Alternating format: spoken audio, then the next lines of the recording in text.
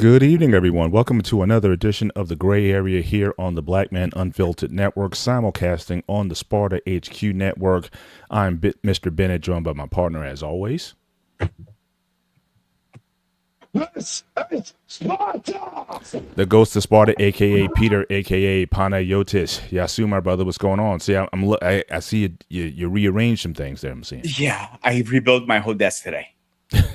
So I'm not even joking you, bro. I literally, when I logged in with you, I was having like maybe 20 minutes to finish all this up, and everything was not working. The camera didn't want to work. The microphone didn't want to work. I'm like, you gotta be fucking kidding me today. This is like worst case scenario was happening. Always happens ahead of time, just before you do a show. Absolutely. I've been working on this desk all day long since I got back from church. I got you. Because what I did, and I'm still waiting for parts, is I'm mounting my PC under my desk now. So I have all this room right here to work with. Right. But the problem with that is the instructions came in Japanese from Amazon. And your point is you don't speak Japanese. You can speak and read Greek, but you can't read Japanese. I find that hard to believe. You've reached your limit on talking. We just got started. Fuck up. Well, David got his first one at 30 seconds into the show before. So are you surprised you got one right now? Oh my gosh. Yeah. So yeah, dude, this has been like I won't say a nightmare. Actually, I can't say it was a nightmare trying to rebuild this desk. And I'm not even done yet. This is one out of two ports because I was doing the math, bro.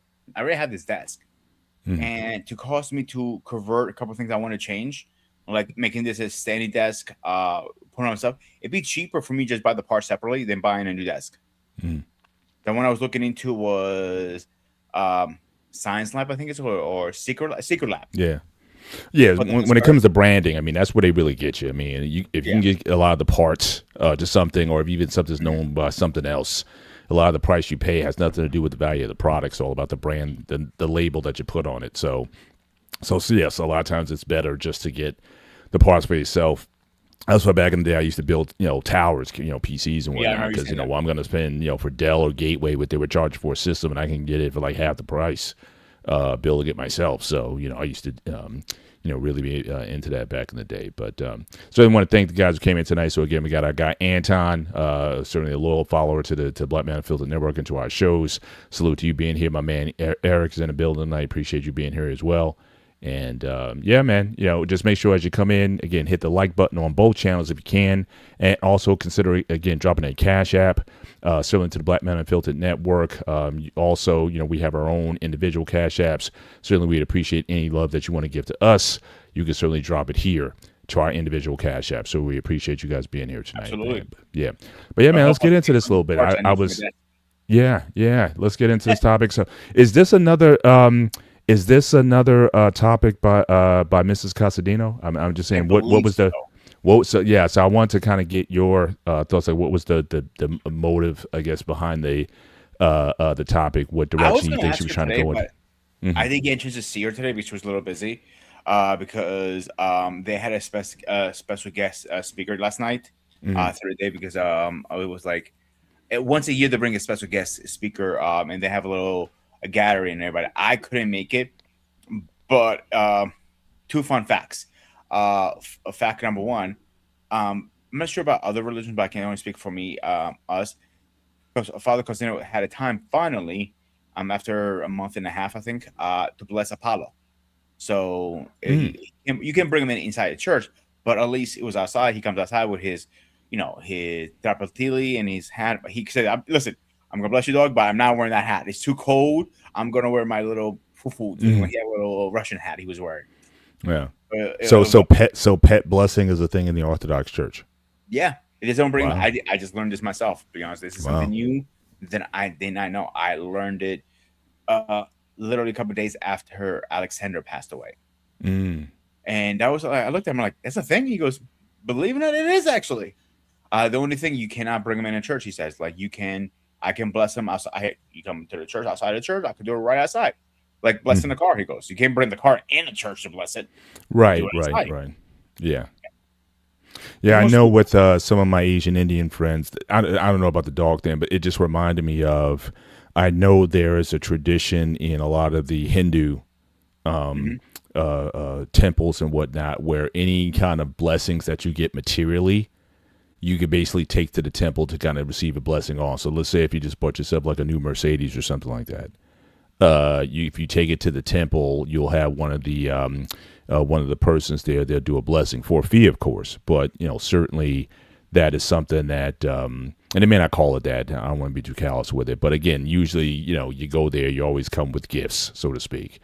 And so I know people will sometimes take their artifacts certainly to the temples for blessing. Mhm. And you just reminded me of that when you were talking about it's the blessing for Apollo. So yeah, that's interesting. I never heard of that before in any religion as far as the blessing of an animal like that. But Yeah, it was new for me too. I didn't know that was actually a thing. To be 100% honest with you, bro. But when I found out it was a thing, I'm like, oh, interesting. Something I did not know. New. You know what I'm saying? yeah, So yeah. I take it, bro. Like, any blessing I can get, I take it because things can go crooked very fast, and we all know that in life. Mhm. I'm like, look at you with your hair. You lost the hair.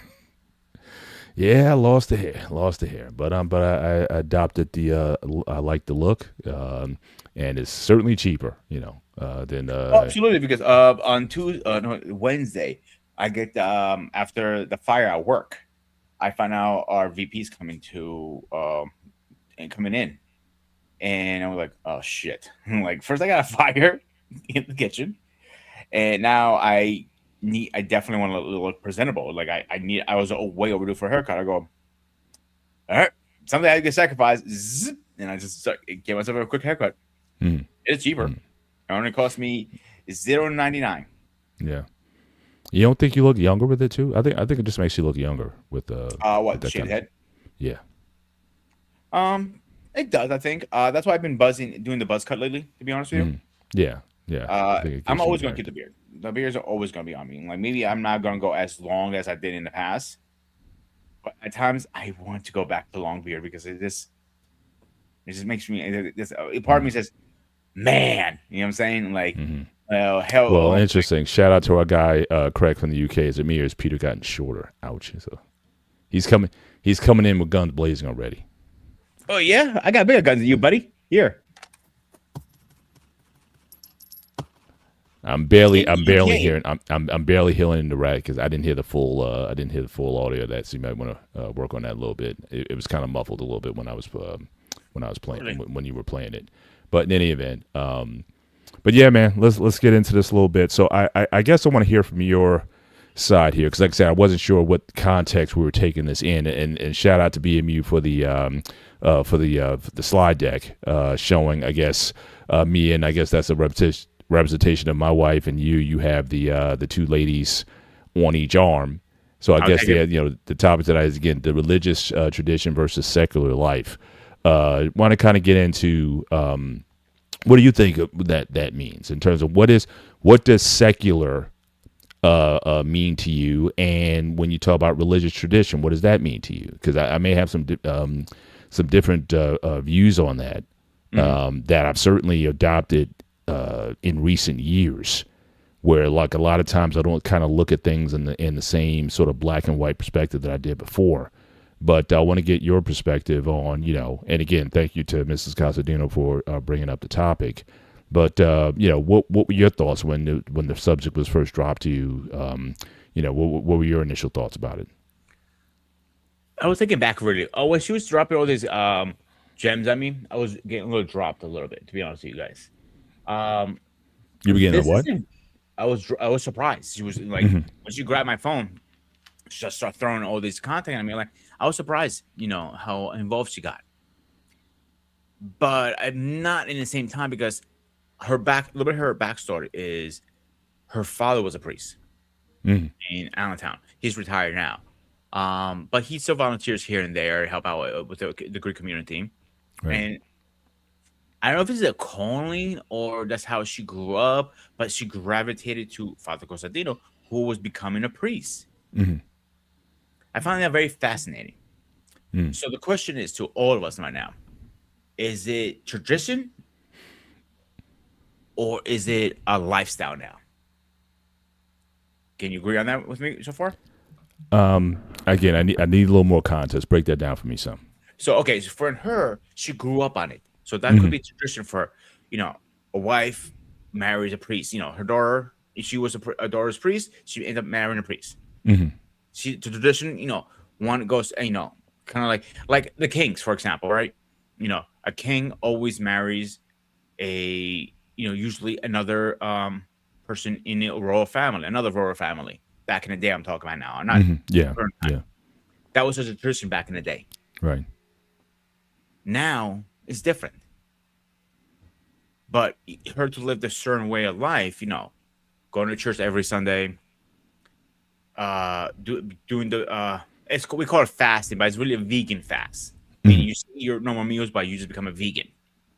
That's one. Going to like for myself, I'll give you my example. I took a break from the church for a little bit because of not good choices, bad choices, or hanging out with the wrong people.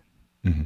She didn't get that break. She went straight through from her childhood all the way to her adulthood. Mm-hmm. Excuse me. And we had some great conversations, me and her. Mm-hmm. Very fascinating conversation. I'm looking like, you're a priest's daughter? He goes, yeah. You're married to a father cousin? I'm like, yep. But again, she always reminds me of this. We are human too, end of the day. Big thing. So you have your sins, you have your downfalls. Nobody's perfect. Mm-hmm. And I go to her, you got a good point. You got a very good point there. I can't argue that. Right. So this is someone who grew up in obviously a religious household, and certainly based on her upbringing, she decided to stay within the confines of her, I guess, of the world she knew, and married again a priest. So again, very familiar, and it makes sense. You know, if you're going to marry, I guess for anybody who's in a ministerial kind of role, obviously marrying someone who has an understanding, because, you know, at least from the Protestant side, from what I've seen, is that it's not an easy lifestyle, especially the type of church I belong to. It's an Episcopal see. It's very similar to like the Catholic Church, where you basically, your life is not your own. So you can get assigned, for example, to wherever they decide to send you. So you might be at a church, you might be assigned to pastor a church, and they can say, we're going to move you over here. Either, you know, hopefully within the local area that you're at, sometimes out of the area, sometimes out of the country. But that's kind of one of the things that you take on when you decide, if you decide you really want to go through all of this and sort of get to the end, you basically dedicate your life to that of the church that you're pledging to. So you're basically putting your life in their hands. And oftentimes I've seen the problem sometimes is if your woman is not fully 100% supportive, it can be very stressful, because you're talking about, especially once you have kids and you're like, okay, well, you know, they're assigning me to another state or another area. So moms, they start talking about, well, what about our jobs? What about the kids? What about the schools that they're in?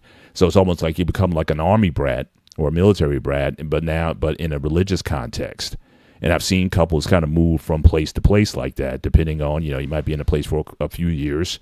New leadership and administration comes in, they decide to do something different, and you have to basically, you know, be ready to have your life kind of, you know, turned upside down. I've seen people, you know, split up over that, but certainly someone who's grown up in the tradition, at the very least, they would certainly have an understanding. And so, you know, sure with Father Casadino, just the responsibilities that he had and whatnot, having a wife who had a father who went through that same thing, you would think it'd be easier in that context to want to be with someone who comes from that background. So I can totally get it from that sense. And growing up in that tradition, that gives her a sense of comfort. It gives her a sense of security. You know, kind of knowing that her husband is kind of following in that same vein. So in that context, I can see how it makes sense. But I guess, yeah. This one thing we do have similar in what you guys do in the Greeks, the Greek Orthodox Church. He's assigned there. He's not originally from this area, Father Yeah, Costantino. yeah. He's originally, if you remember, he said in our interview, he's originally from. I don't know if he actually said. I don't think he said actually. He's No, originally I from don't the recall. Philly area, Hmm. and unfortunately, he's an Eagles fan. Oh, like so. Do I need to say more? Yeah. Yeah, but anyway, all joking aside, actually the funny part, you might like his wife because she's a Steeler fan. So I wonder how Okay, that I was. appreciate that. I appreciate that. I wonder how those Absolutely. conversations go in that household. Yeah. But anyway, so he's originally from the Philly area. He studied in Arab Boston. He told me. Mhm. Great. So his first real assignment as a priest was Strasbourg. Mhm. He became, from my understanding, I may be wrong. I think he became a priest here right before he was fully assigned. Um, Great. So, but he doesn't know where he can be moved next. He's been here 6 years, but they can whip him out of here at any moment, put him somewhere else, Mhm.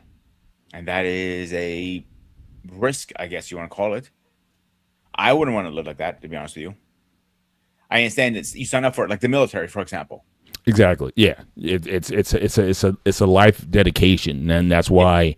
Because I know, like, for anybody who wants to be a minister in mine, it's like you're examined. You go before this board of examiners, and they're going to question you about basically, saying, "Look, are you sure you want to do this? Were you in fact called to this?" And they want to know about what that experience was like, and so they really kind of grill you before they present you. And there's this, I don't know all the deets, but there's like a process. They actually tried to get me to do it one time, but I told them I wasn't called, so I wasn't looking to do that. But certainly, yeah, it is a sacrifice to live again, because again, you have no control over your life, and you're living under their auspices. And it's like I said, if he could tomorrow, they could say, you know what, we want to move you back to Philly. That can happen, and then next week you could have a new pastor, a new priest. So so those things are, and I've seen how it affects congregations, because sometimes it comes out of nowhere. And It's funny you said that, and yeah. I love Father Costantino to the death. When they say I would take a bullet for somebody, I would take a bullet for that man on heartbeat. You know what I'm saying? Mhm. So with Father, a lot of people are not a huge fan of him Mhm. because he calls it as like it is. Mhm. So, and I am, what's the word for call that? I'm the rebel in there Mhm. because I tell him like I have told somebody to literally go fuck themselves from what he said. Not, it wasn't inside church. I was not even on church properties. We were actually having coffee, or a bunch of us further Mhm. down. So he's just like, oh, he doesn't know what he's doing. I looked at him like, hey, do me a favor, old man. He goes, yeah, go fuck yourself. I went to him in front of Mhm. everybody, and everybody was shocked. I said that, like, why? You guys act like you're angels, but you're not. You guys curse. Mhm. Let's be straight here, Paul. Let's call it how Mhm. it is. Mhm. You act like you don't curse. Come on now. Mhm. You act like you're like angel. You're talking crap about somebody who actually done a very very good job turning this place around. Mhm. The last place, I didn't like him. That's another reason why I didn't go. I remember he come blessing the house, and his name was Father Theodore. The only thing he looked at is my mom's wallet. That's what he Mhm. cared. Yeah. No, I'm good. No, like he was really pushing us to become a member, and Mhm. membership it's money on that. Mhm. But when Father Costino goes, you don't have to be a member. He goes, absolutely not. He goes, you can come whenever you want. Like I know that.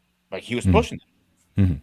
Mhm. Money is not a obstacle for Father. Yeah. Is actually doing the work of Christ is more obstacle because that's challenging. Let's be honest here. What they do is not an easy job. Let's Mhm. call it how it is, Paul.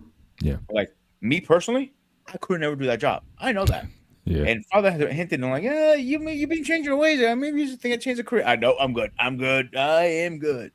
Mhm. I remember one time he had no altar boys. He goes, you want to come back here and help me? He goes like, I'm a little too old to be an ultra boy, one father. I'm like, okay, ultra man, ultra what he called it, ultra old man. I'm like, okay, I take the old man part of it. So I'm getting putting the black robe on and everything. He goes, it fits you, Peter. Panayotis, he calls me. It fits you, but I'm like, don't even think about it. I went to him. I cut him off before he put in that sentence. Don't even think about it. Well, listen, I don't know. Do they have like you do your first trial sermon? Because usually in my church they'll have anybody has accepts a call. They got to do like their first trial sermon or whatever. So if you ever do that, I'm coming. I don't care what I'm doing.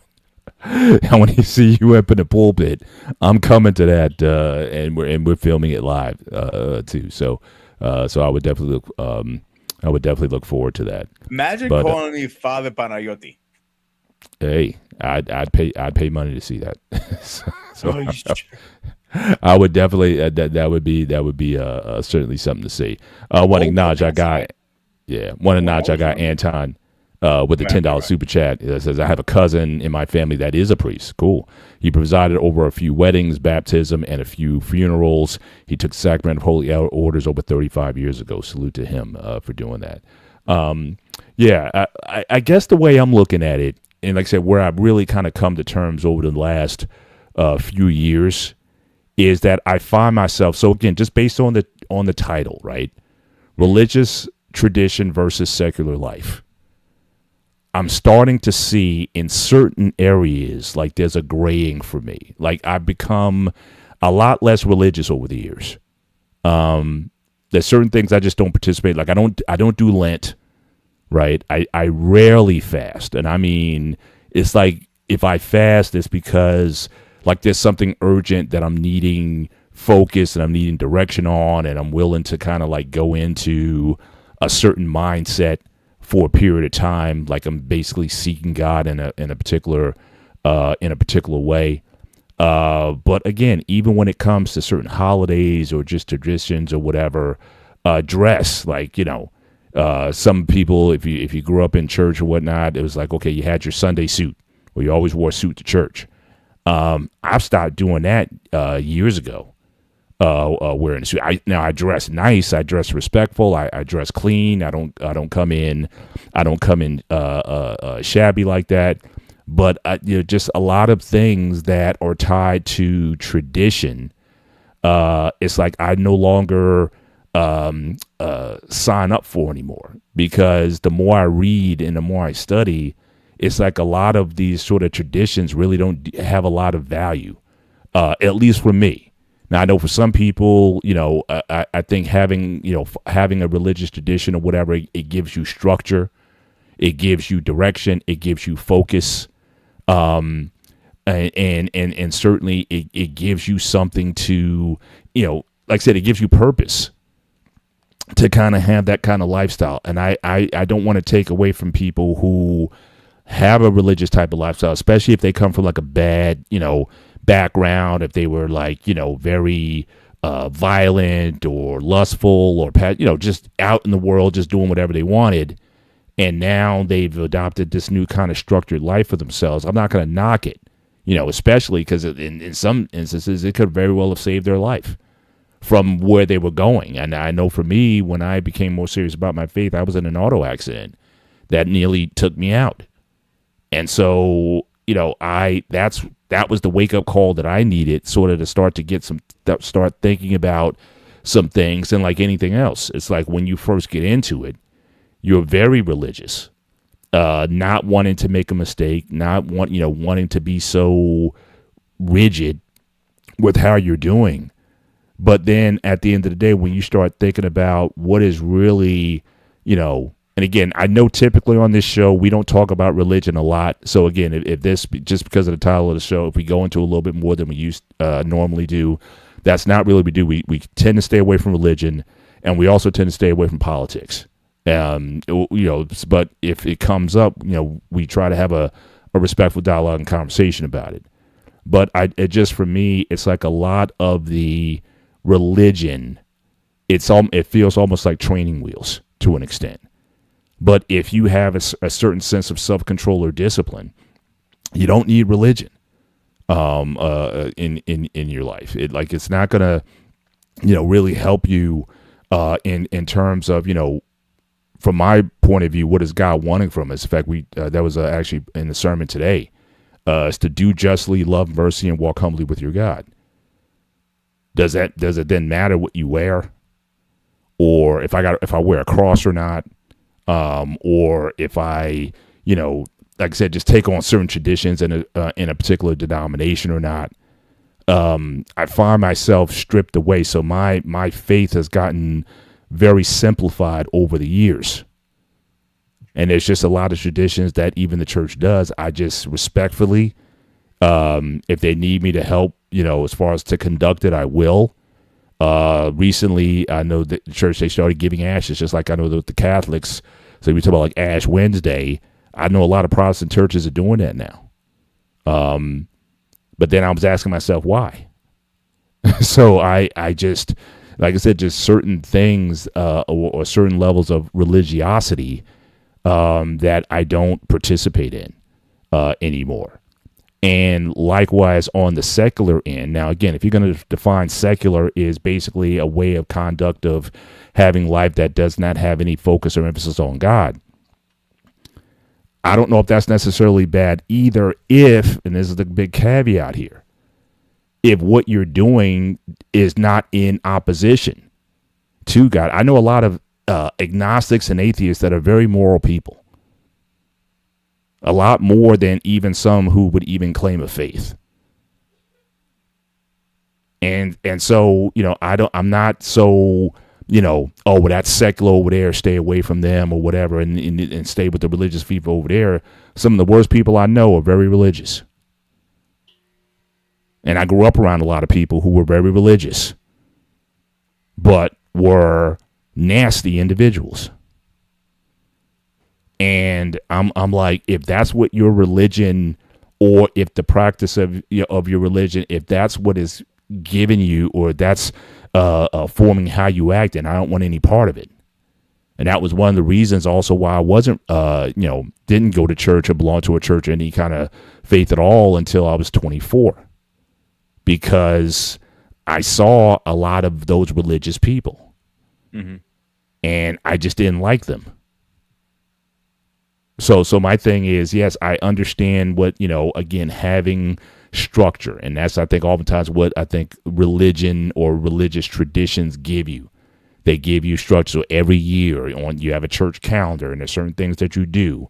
Some certain times of the year you may fast. Certain times of the year you may, whatever the activity is. And that gives you something that, holds you in. Like I said, I'm not opposed to that. But I know for me, it just became more of a restriction. This idea or this wall between religious and secular. And like I said, I just peeled a lot of it off, because it's like, it's at the end of the day, how is this helping anybody? Is it helping me to love and respect my fellow man any more or less because I observe this religious practice or not? I know a lot of people who don't drink. Now, again, I'm a lifetime teetotaler. I've never had a drink, really. The drinks I had in my life was a sip of my uncle's beer at 4 years old, and I had a bit of spike punch at a senior high school prom. I took a sip of it because they had this punch in a bowl, and it had alcohol in it.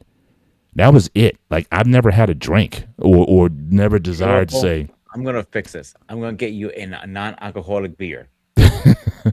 I just had never had a no. Now college was really tough because everybody tried to get me to drink in college. Everybody. No, I mean, they were like, yeah. My question is, would you ever have a non-alcoholic beer?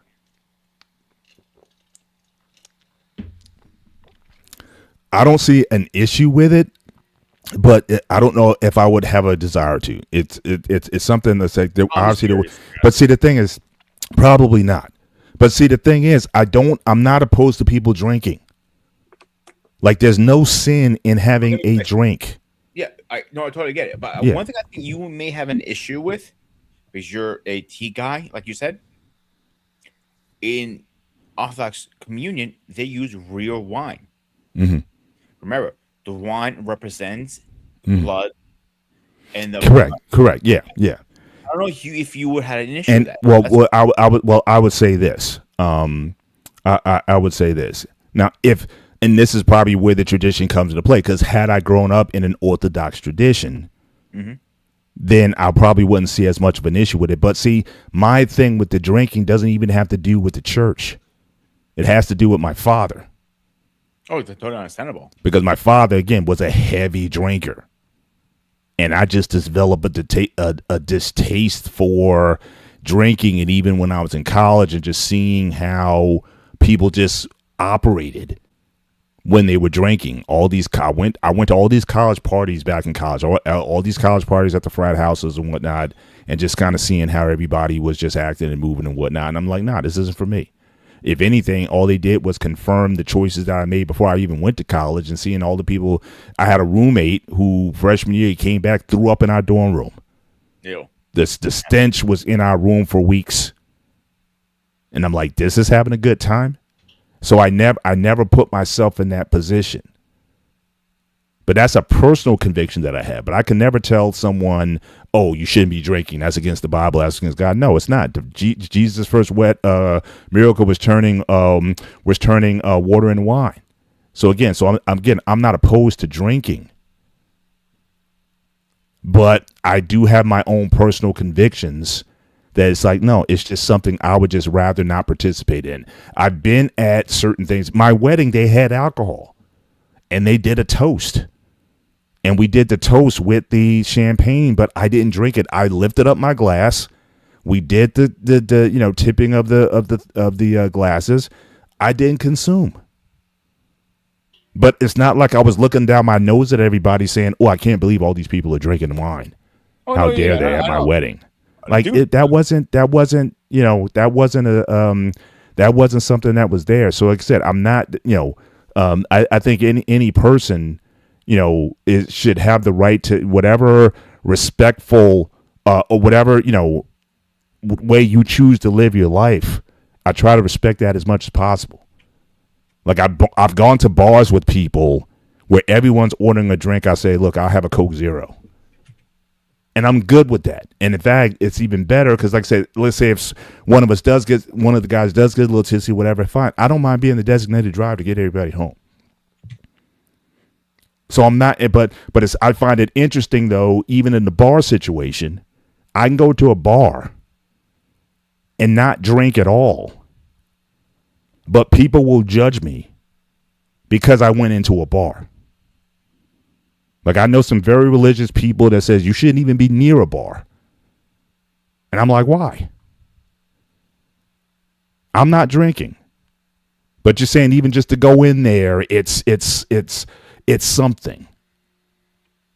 You know what I'm saying? And you got people like that. I know people who won't go to certain cities. I know people who won't go to Las Vegas because they say it's Sin City. So again, that kind of religiosity has always been a bit of a turnoff to me. Like I've never been that person, so that those traditions or just, how certain sects or denominations, how they can be so strict in how they carry themselves, in terms of how they dress, in terms of how they move in the world. And I've never been afraid to move in the world. Because my thing is Jesus went everywhere. Jesus went wherever the people were, that's where he went. And he got criticized too. They were saying, well, look, why he's hanging out with those publicans and sinners. And he said, look, those who are well don't need a doctor. The sick, they're the ones that need a doctor. So just if he was willing to go anywhere and be salt and light, I should have no problem going anywhere and being salt and light in the world. And so I don't, so again, I don't have these religious boundaries. I mean, look, I have my values. There's certain things I won't do. Like I said, I won't drink, I won't smoke, I won't put any drugs in my body. There's certain things that I stand firm on and I have my convictions about. I'm not going to violate those. But for some people, it's like, they need religion or they need this kind of religious tradition sort of to keep them out of trouble, so to speak. So a couple things. I have never seen anywhere in the Bible says you can't go to the bar and have a drink. Right. It says even I had this conversation, and father has told me the way it's broken down is sometimes misunderstanding.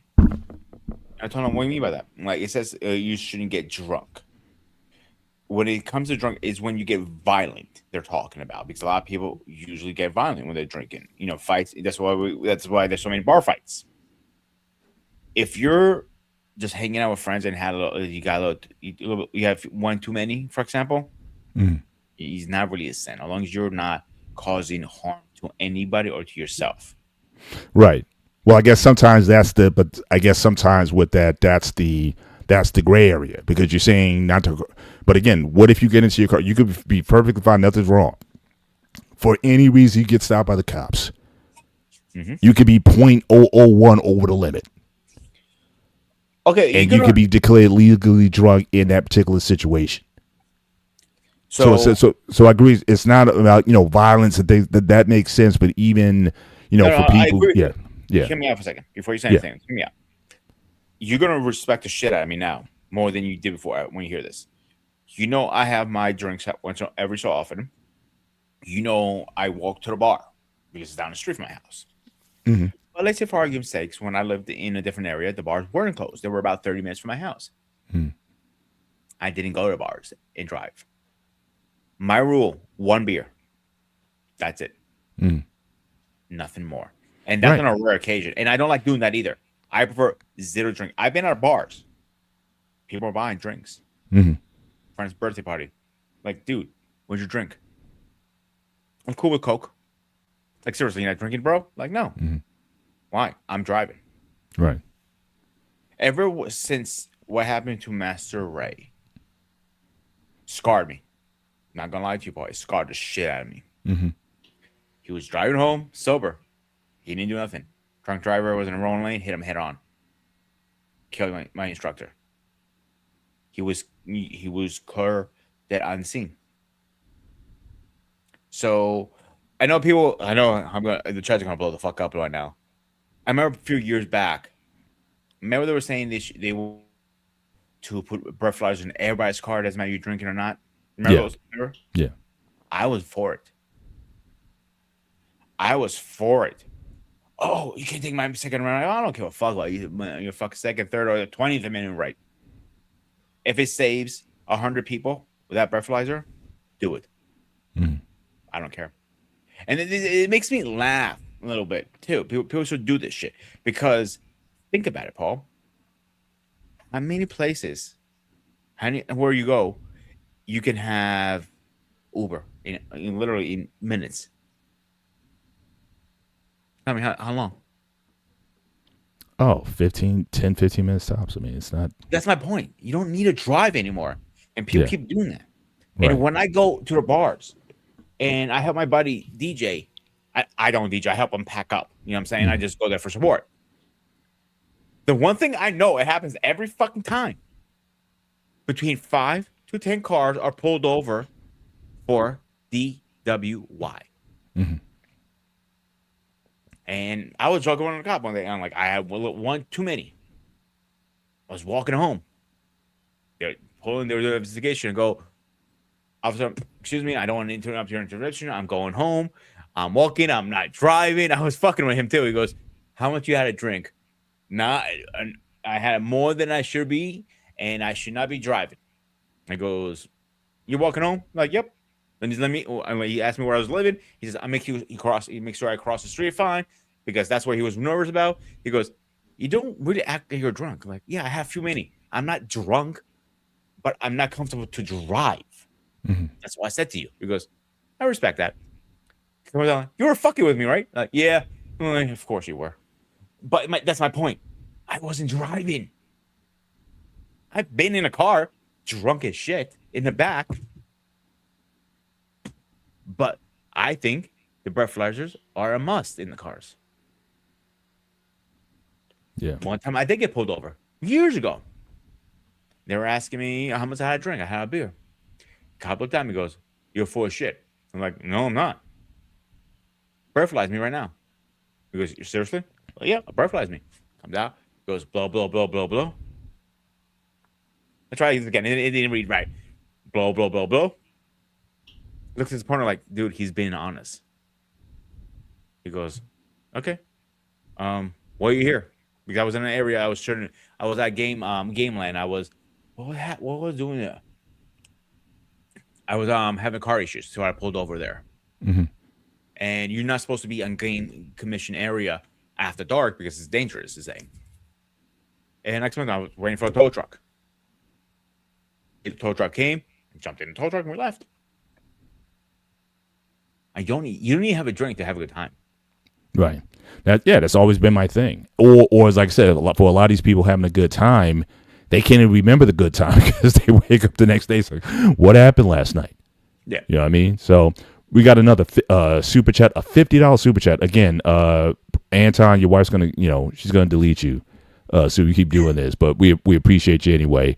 $50 super chat. One way I see things when it comes to religion, use your faith to guide you, the individual. Never allow anyone to call you out or judge you on false pretense. You don't have to quote the scriptures in order to be religious. Facts. And again, and that's what religion is anyway. I mean, it's simply a set of practices, right? Mm-hmm. Oftentimes, it's a self-discipline that one implements, but the question, I guess, is like, where does it come from? A lot of that stuff comes from a religious practice. But again, like I said, I know a lot of secular atheist people, but you could call them religious also because there's a certain way in which they go about their business and do things. I know a lot of non-religious Jewish people who are very proud to be Jewish, even though they're not, that like I said, they're agnostic or atheists at this point. They don't believe in God. But again, when it comes to holidays, when it comes to traditions, they're very much for hosting gatherings and whatnot, because it's a communal thing with them. It's no longer like a religious observance, but it's the culture. And we also have to recognize also that a lot of culture comes from religion. That really, culture and religion, I think, are in many ways synonymous with one another. And a lot of times what happens is, you may practice something out of a culture, but it probably had on the outset, it probably had a religious origin to it. But again, people forget about the religious part after a while. You just keep doing it just because to do it. Like for a lot of people, I'm sure Christmas is for a lot of people, who celebrate Christmas, who aren't necessarily particularly religious, but they recognize, it's a time for gathering, for giving gifts, for family. It's a holiday. But do they recognize, that's the birth of Christ, or do they go that far with it? Probably not. Or have a belief that it happened, and because right now they said like that's probably not even the day that he was born. And I think in the Orthodox, don't you guys celebrate a little bit later? Isn't like January 6th or something? It's funny you just said this. Because I just had this conversation with my father on Friday night because I had to stop by the church, help him with his computer stuff. So we were talking. I go, "Yo, Father, I got a question for you. Which one is the actual date for, his birth?" He starts laughing like I knew this was coming. He goes, "Tekken is the 25th, like everybody else." Mm-hmm. But then why do we start counting a week later, New Year's? Because that's like. He goes, because with the way it happened is he was born on the 25th, like we know, Christmas Day. But nobody realized it till a week later, until the information went out. Mm-hmm. That's why we counted New Year a week later. I go, that kind of makes sense, to be honest with you, back then. Well, even then, that's a gray area. Look, December 25th is when it was started. Nobody knows. The reality is nobody really knows the day that Jesus was born. That's why I never say December 25th is Jesus' birthday. I say that's the day that we celebrate his birth. And I'll leave it alone after that. Because then you get people talk about, it started in Egypt and it started with all these other things going on or whatever. And to say, hey, let's make it, they're worshiping another God. Hey, let's celebrate Jesus' birthday. So we'll start Christmas then. I don't get into the weeds with that. I'm just saying nobody knows with certainty that it was December 25th when he was coming out. But even then, you got a lot of people who are hard line on that. To say that, if you don't celebrate Christmas on December 25th, you're being heretical somehow. Or the Orthodox, no, they got it wrong, whatever. Or some Orthodox may say, no, you guys got it wrong. I'm like, what difference does it make? The fact that we honor, when if you believe that he came into the world and he brought hope to the world, I wouldn't care if he was born in June. And again, it's interesting that the Bible even talks about that. Like certain people honor certain holidays more than other people, and some people every day is the same. One day is no bigger than others. I know people who don't even celebrate birthdays. I know Jehovah's Witnesses. I know they definitely don't celebrate birthdays. Funny, because again, every day, because like I said, every day is the same. You get up, you have life. That's a reason to be thankful. Who cares if it's, MLK Day or this day or Independence Day or Christmas, or it doesn't matter. Just live your life to its fullest every day and then let everything else take care of itself. I know people who live like that. I don't have a problem with that. Mm-hmm. So that's what I'm saying. So the tradition, I respect it. Just like I respect, and I know in the black church, there's a big function called Watch Night, which basically you go to church on Christmas Eve and you're in church until midnight.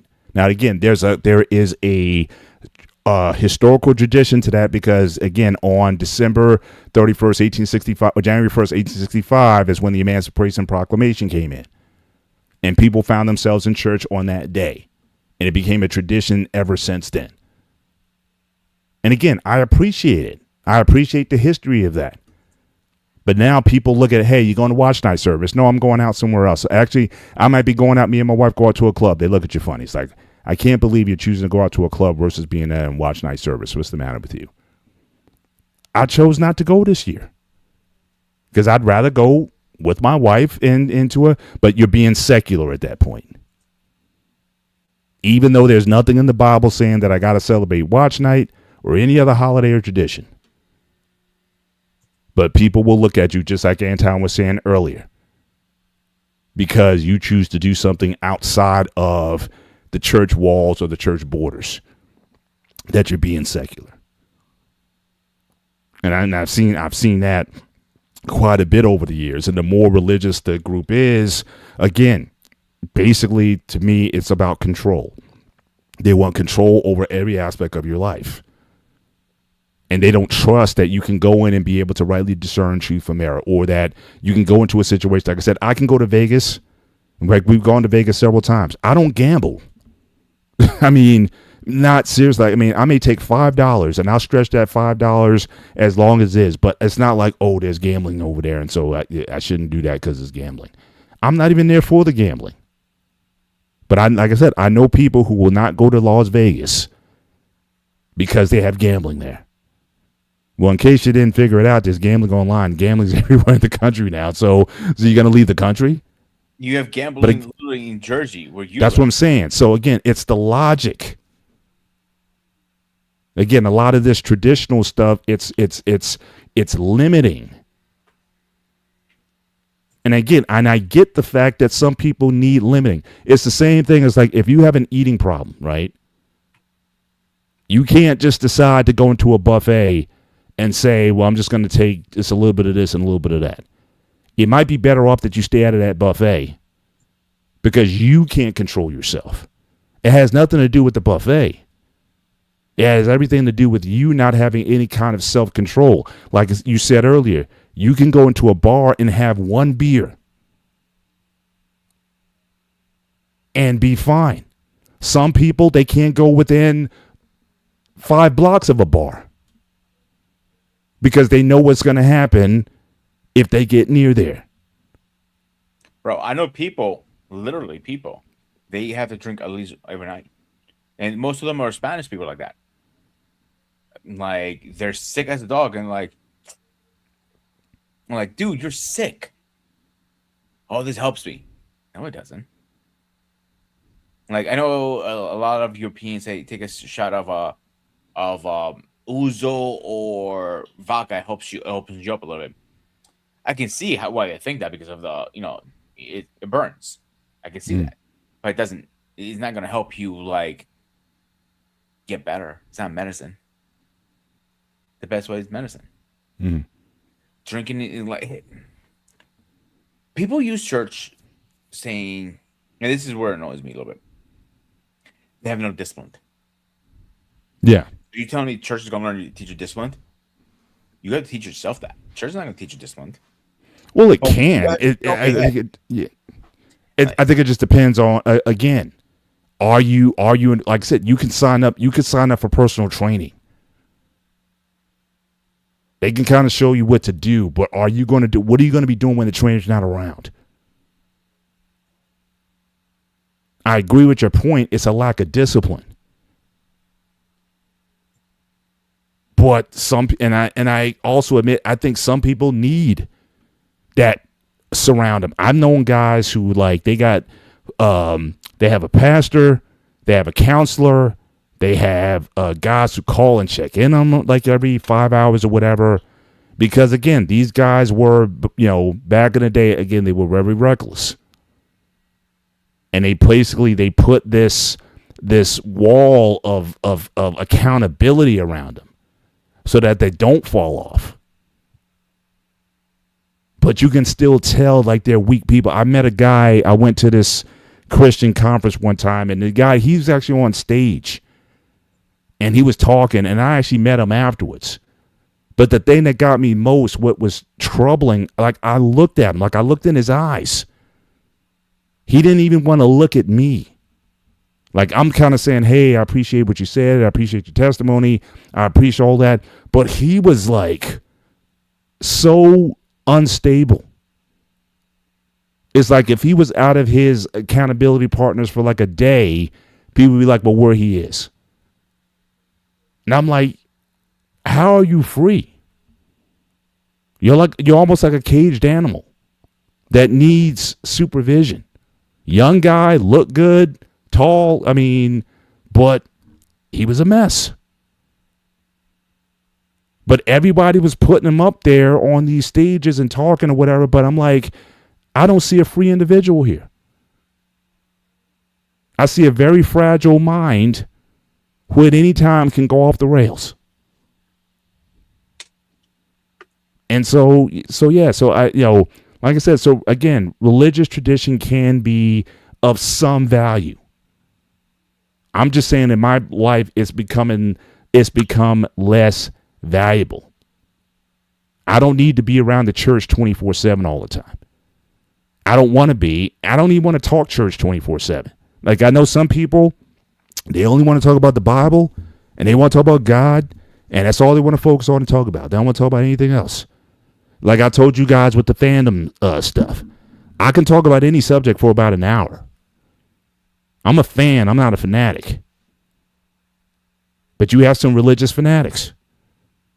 And if the conversation doesn't have to do with their religious point of view, it's not a conversation. I'm I could talk to you for an hour and then I'm out.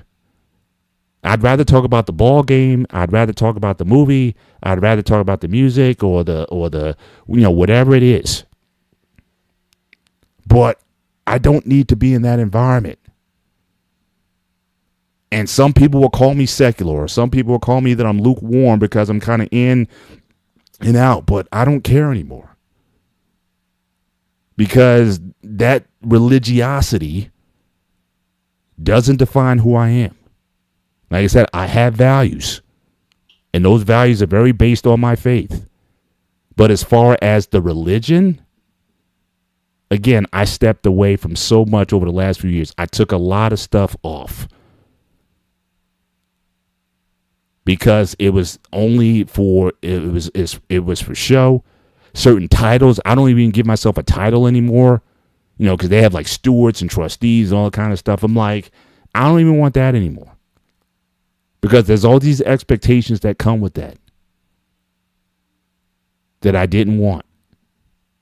And so I moved on from it. But I'm more useful and valued to my church now than I ever was. And I'm good with it.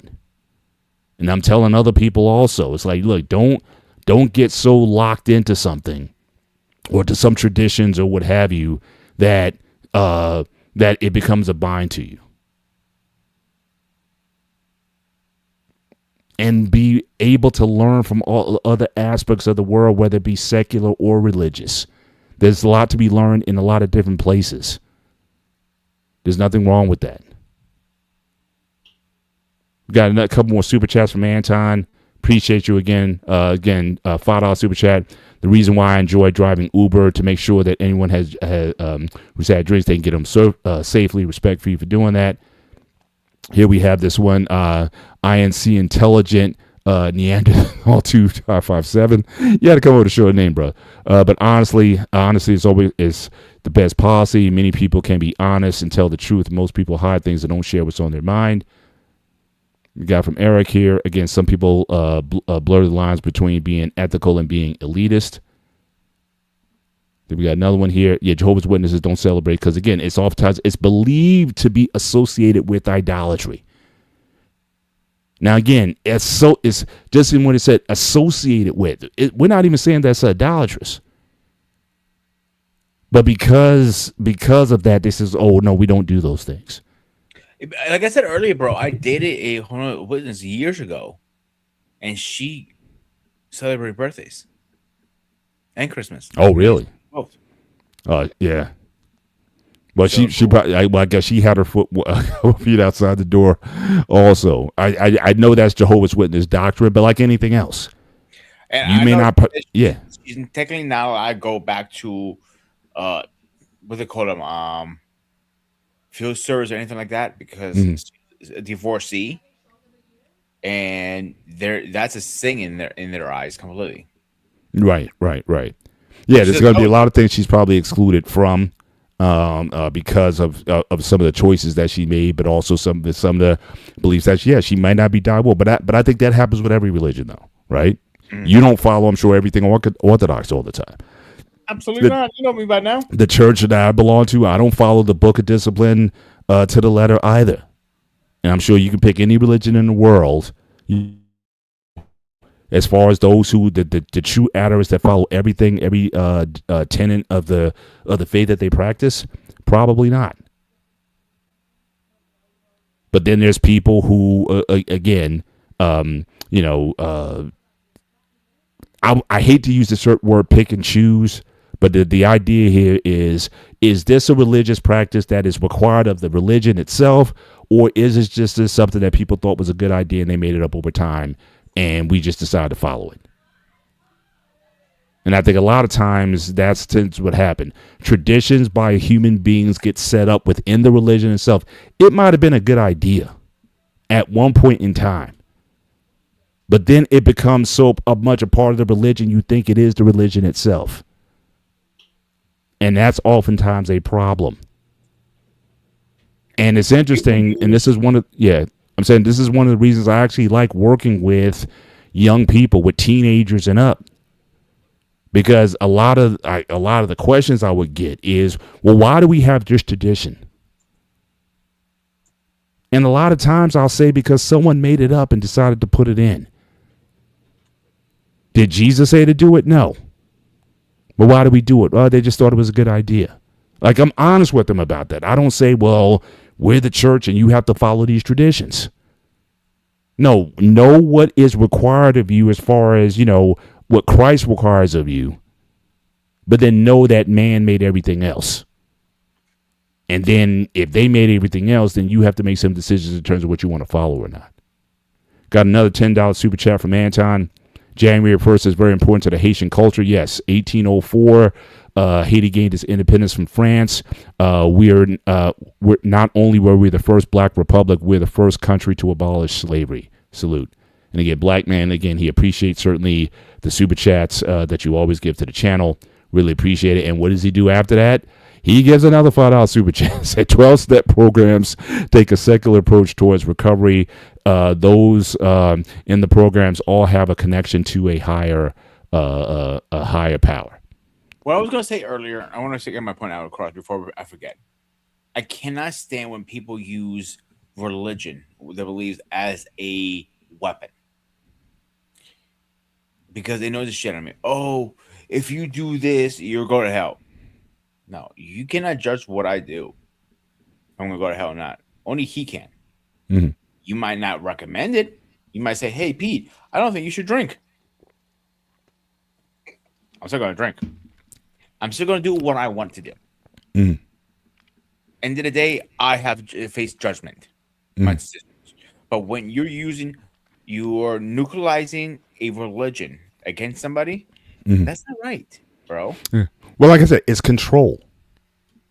At the end of the day, it's all about having control over various aspects of a person's life at the end of the day.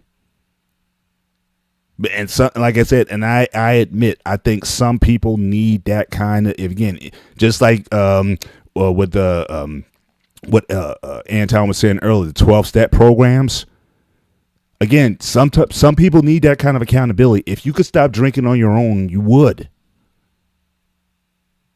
And so to have something that again binds you in. And you're right, a lot of those programs do have a connection. They don't necessarily preach a particular type of religion, but again, this idea of something that's bigger than you. All those are part of those programs. He's absolutely correct. One thing I will say is when I'm okay if you need a reason to give you discipline. A lot of people are like that. Like, okay, this week is a fast for argument's sakes. I won't eat meat. I'm just gonna eat, vegetarian and stuff. The vegan fast, like I told you guys before, and that helps them. They help them lose weight. They're online, whatever that reason is. Like in your case, you're a personal trainer. When they're training with you, they know they're focused, and they're nervous. Oh, we're having pole finds out. I fell off track. I don't want to get yelled at. Focus, and that's great. But that's not always going to be the factor. You're going to be alone at times. Yeah. For me, and first, I don't yell at people, but I do say that in those cases though. But you do live by consequence because it's weird because people do come up to me and say that it's like I fell off the wagon. Yeah, I know I was trying to lose weight and everything, but we went out and whatnot, and I ate like 5 waffles from. I'll give you a great example. You have remember what we said? We put a little bit against. I'm going to quit smoking. I'm not quit smoking because of you. I'll be honest with you. I like you, but not that much. I'm quit smoking because I want to again. And Friday, I was at my bar. My buddy was DJing at a new bar. He goes, "Let's go have a smoke." I'm good. You mean you're good? I'm good, Frank. Like, his wife looked at me like, "What's wrong with you?" Oh, I forgot to tell you, I'm trying to quit smoking, guys. And I'm like, "Oh, okay." And like, they were shocked because like drinking and smoking goes hand in hand. To be honest with you, Paul. Yeah. And I'm good. I'm good. And one thing I want to mention about what you were saying earlier about all this with free will and stuff.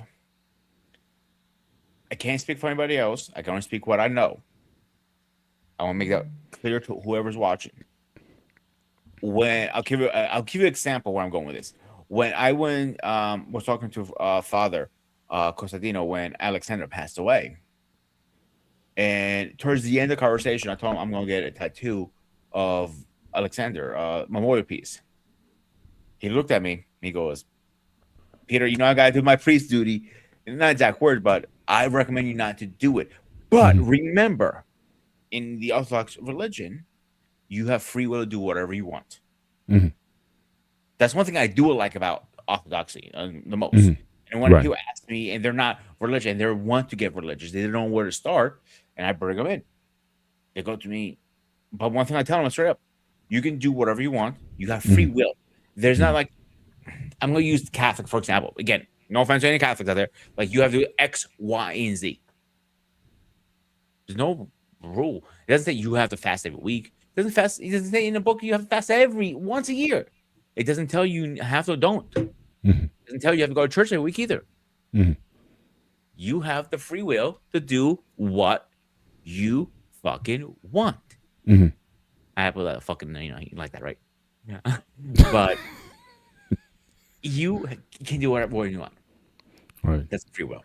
But well, again, and I think again, from a biblical perspective, Paul, the Apostle Paul, not me, but the Apostle Paul talks about this.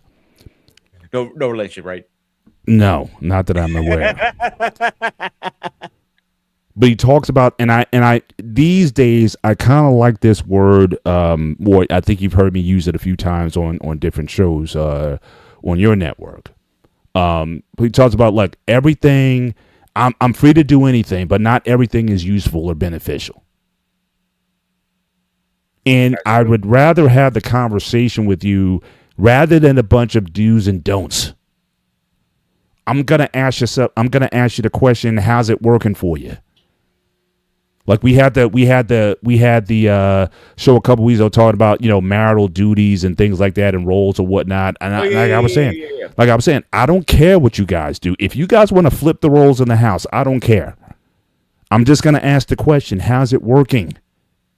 If it works for you, it works for you, right? If it's useful, then I'm good with it. So I may tell you, Pete, you probably need to give up smoking because, again, I think it may be useful for you, especially long term, for your health, for your respiratory, and all those other factors that go into it. Are you condemned because you smoke? I can't tell you that. But there is wisdom. And the thing is, and this is the thing. Again, the more I study this idea of wisdom is not all about right and wrong. It's about good, better, and best. There are better choices to make with your time, your money, your lifestyle. That, again, in the short term, you may get some enjoyment out of, but again, long term, is this healthy for you? And I just try to get people to start thinking about that. That rather than looking at the Bible or whatever as this do and don't book, is there some wisdom that you can get out of it that you can apply into your life and be like, yeah, this makes sense to me? And you don't have to be so wooden, literal, and beating people over the head with it. Yeah, it's probably not a good idea, even in the manosphere, to be having all these relations with all these different types of random women. It's probably not a good idea. Now, you could say, is it sinful to fornicate? Yeah, I can go there. And I can give you the scripture citing verse. Yeah, you shouldn't be out there fornicating with people. But my thing is that helping you? The risk that you put yourself at, risk for unwanted pregnancy, risk of diseases and things of that nature. Is it better? So even with the title of the show, even with the banner, and thank you, BMU, for the banner. I like the banner very much. Whether you're a long-time married guy like me, or you're the swinging bachelor like Peter who's got women on his left and right arm. In the long run, is it going to be better for you?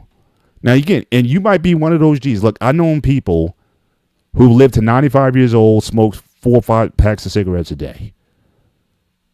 It's not a guarantee that because you smoke that you will get cancer or you will die early. But is the risk greatly increased by that activity? Yes, it is. But it's not a guarantee. And so, again, that's kind of how I approach, whether you want to use a secular approach or you want to use a religious approach. My thing is it useful? Can I take wherever it comes from? Logic, wisdom, reason, faith, whatever it is it useful in your life and the lives of those around you? And if it is, then it's probably a good idea that you start implementing some of it into your life. Whether you be religious or secular. I believe because I have a personal conviction to believe. I didn't want to believe. But I had an internal conviction that made me get up and walk that aisle. And I can't explain it other than that. I don't explain my faith to anybody. All I can explain is what I did and how I felt at the time. It's not for you to judge. Just like I won't judge yours. But then how can we take whether or not it's better to have these religious traditions or just to live this life that's separate apart from religion? Again, I ask the question, how's it working?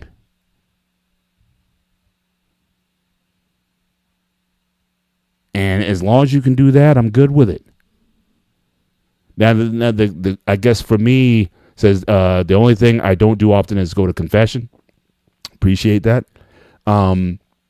I guess when people talk about the religious versus secular, I'll use an example here. One time I was at a religious event, and I played a song Open Our Eyes by Earth, Wind, and Fire at the event. Now, again, if anyone's familiar with that song, it is a deeply spiritual song. And in the song, in Earth, Wind, and Fire is, for the most part, a secular group, meaning it's not like they're not a gospel group, okay? But a lot of the members in that group, though, came from the church. And so I played a song, and I thought it was relatively well received. But then you had some of the ministers came up and says, we appreciate the song, but we rather that you don't play Earth, Wind, and Fire in the church because they are secular.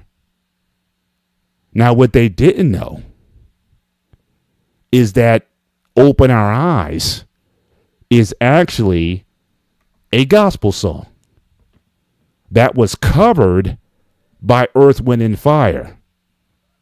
So the original song, I can play the original song. I'm just trying to find the name of the name of the original group who came out with the song. But for me, the question was there anything in the song that would have violated the church, or is the message of the song was what they were saying not true? And all the guy's basically saying is that God has blessed us with so much, given us hills and mountains and plains, provided food and clothing and shelter. Is that not true? And if it is, what difference does it make if it came from a religious or a secular source? Why am I going to disagree with somebody because they were a secular group? Now, the original song, Open Our Eyes, was actually a gospel song. I think it was in 1959, and it was by the Gospel Clefs. And again, one of the guys from Earth, Wind, and Fire, again, grew up in the church. Him and a few of his brothers grew up in the church. He decided to do a cover of the song, and it was one of the more popular songs by Earth, Wind, and Fire. If I would have played the original version of it and told them that it was from the Gospel Clefs, they wouldn't have had a problem. But because Earth, Wind, and Fire sang it, and they are deemed a secular group, they had a problem with it. There's where I go with, again, this idea of religious versus secular. Truth is truth regardless of where it comes from. I don't care if it comes from Muhammad. I don't care if it comes from Spock. I don't care where it comes from. Is it true? Can you go back into your books, whatever religious books that you read, and does it align, whatever is being told, does it align with what you're being taught? And if it is, then why do you have a problem with it? It's no different than if I said that 1 + 1 is 2, if a Muslim says 1 + 1 is 2, if an atheist says 1 + 1 is 2, if an agnostic says 1 + 1 is 2.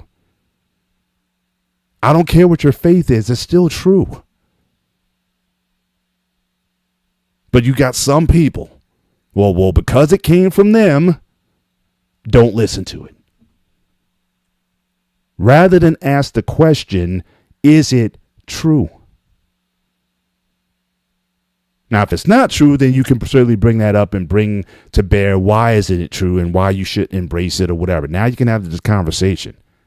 But because somebody said it came from this source, oh, well, that's secular. Don't listen to that. That's secular. I can't tell you how many secular sources of information, of entertainment that have shared with me great spiritual truths. You want to know, for me, some of the biggest movies that have given more spiritual truth than anything I've ever read in the scriptures? You want to know what one of my favorite movies is, Pete? Please tell me.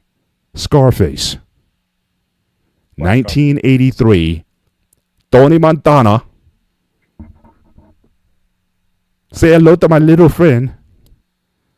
That is one. Now, again, it is a violent, profanity-laced movie. I can't tell you how many times I've watched it. I've even told people in church to go watch it. because it answers a seminal question that Jesus asked. What does it profit a man to gain the whole world, but then lose his soul? And what happened in the movie? What did he say he wanted? I want the world, Chico, and everything in it. That blimp that came by and said, the world is yours. That's what he wanted. He got to everything he wanted, but what did he give up? He lost his wife, he lost his best friend, he lost his sister, and ultimately he lost his life. To me, that movie validates the scriptures. And so I would say if you want to watch a truly moral movie that doesn't have all the Bible stuff around it, but you just take a look at that movie and say, this is a great Bible teaching, watch that movie. And people would cringe if I say that because it's a secular film. But to me, it's one of the best. It talks about how obsession, how lust, jealousy, distrust, how all these things destroy relationships. It's like watching Macbeth. If you have watched some of those Shakespearean plays, Macbeth or what's the other one? I don't know. Romeo. There was Macbeth is a big one, but there was another one. There was another one also in that same vein. But again, same thing. You can watch some of those Shakespearean plays. Gives you deep spiritual insight because it gets to the fundamental about, again, the failings of mankind.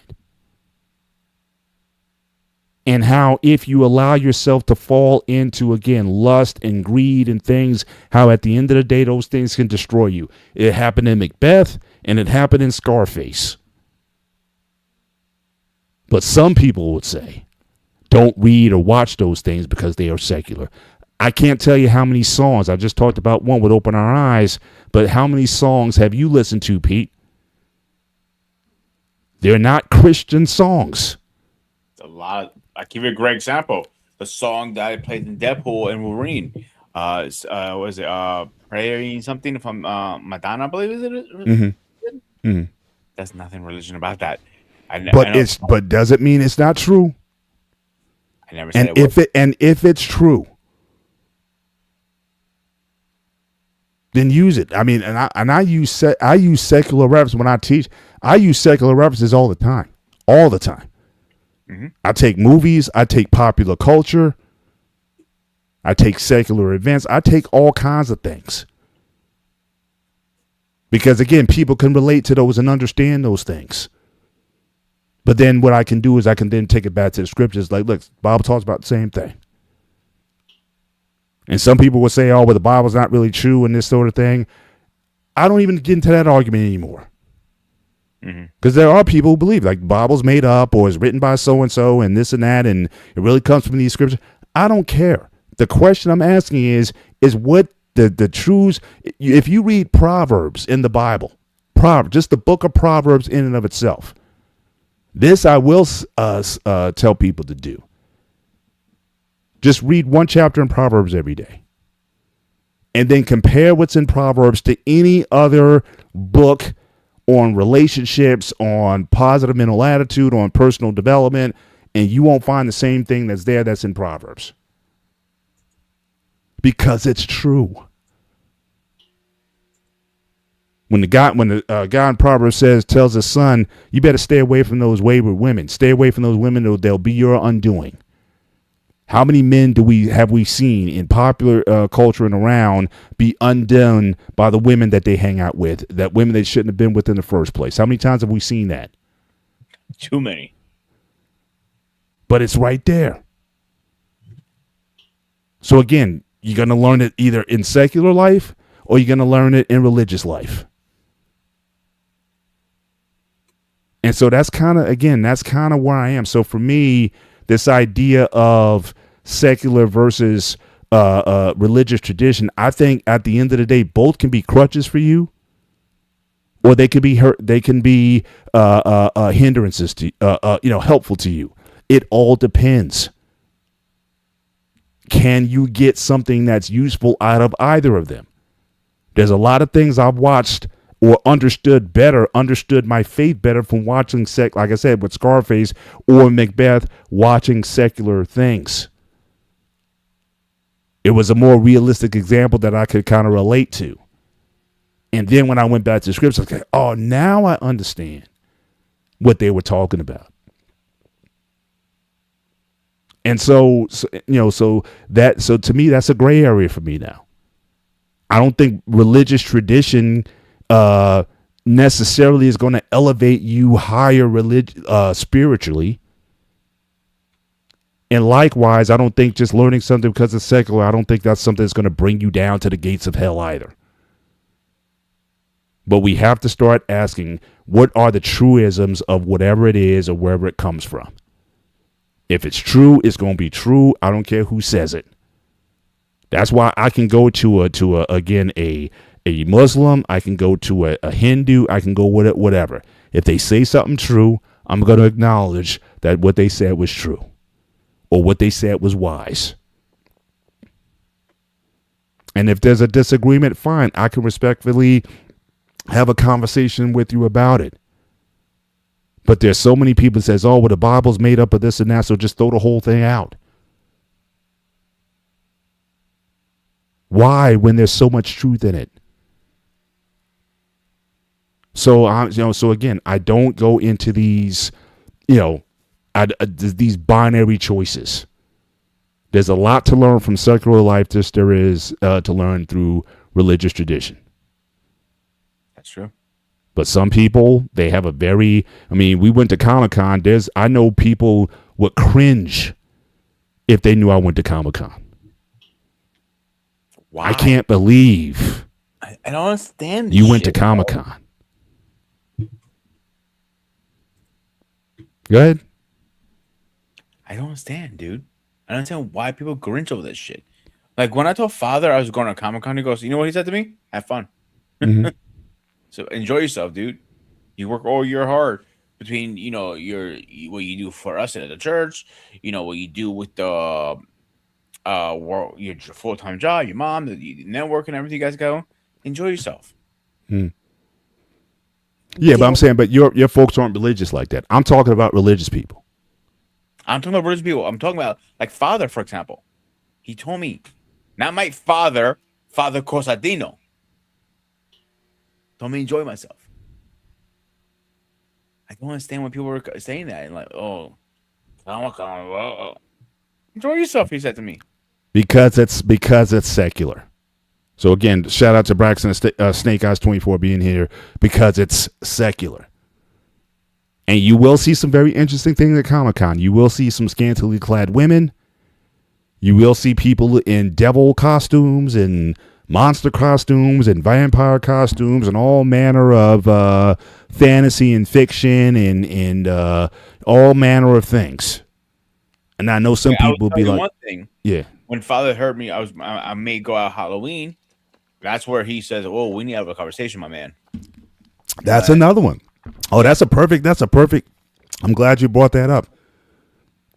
Because again, as I got, and you do have, again, a lot of churches can get kind of skittish because they say, oh, well, do you know about Halloween? It started back in the, times, and it was about Satanism and all manner of spirits and demons, stuff like that, or whatever. Oh, we should stay away from it because it'll demonize your children. I remember when I went trick-or-treating, it had nothing to do with demons. It was about getting some candy and dividing the spoils at the end of the day and getting the sugar rush from it.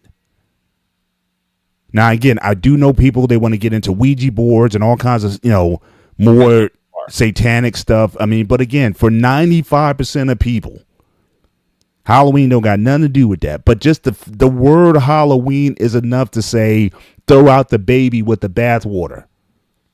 Don't touch it at all. You could be going to school. When we were in grammar school, you would go on Halloween dressed up in a costume. They let you wear a costume for a whole day. This one's an angel. This one's a princess. This guy's a knight. This guy's a superhero. And nobody said anything. But then churches got involved and stuff and says, you know what? We just need to just do away with it altogether. or call it something else. Call it Harvest Fest or something like that. Anything but Halloween. I agree. Like when father found out I was going to go out Halloween night, and I never go out Halloween night. I stay home usually, and man, I got lectured my ass off. Like, Halloween is technically Easter for the devil. I'm like, oh, here we go. And some things he had a good point. I'm not denying that. Now he made me feel guilty on top. Then my mom goes, I don't feel good. I think you should stay home because not like her health was like she was just worried something bad was going to happen on Halloween. Mm-hmm. Right. I go, all right, I'll just stay home. Like Harry Potter is another good one. Like Harry Potter is the worst thing you can watch if you're a Christian. It's because that's technically magic. Mm-hmm. Magic we're not supposed to fuck with. Oh yeah, anything that deals with magic, right? Disney films, right? What was the one with Mickey Mouse and what he's got the wizard's hat on? What's that called? Magic. I believe it's called Magic. No. The movie. With Disney, Mickey Mouse is in this. He's in this. He's in this costume or whatever. But I'm just saying, it's a lot of people say, oh well, don't do that because again, magic is demonic, so stay away from it. And don't watch any movies don't watch Harry Potter because it's got magic and sorcery in it.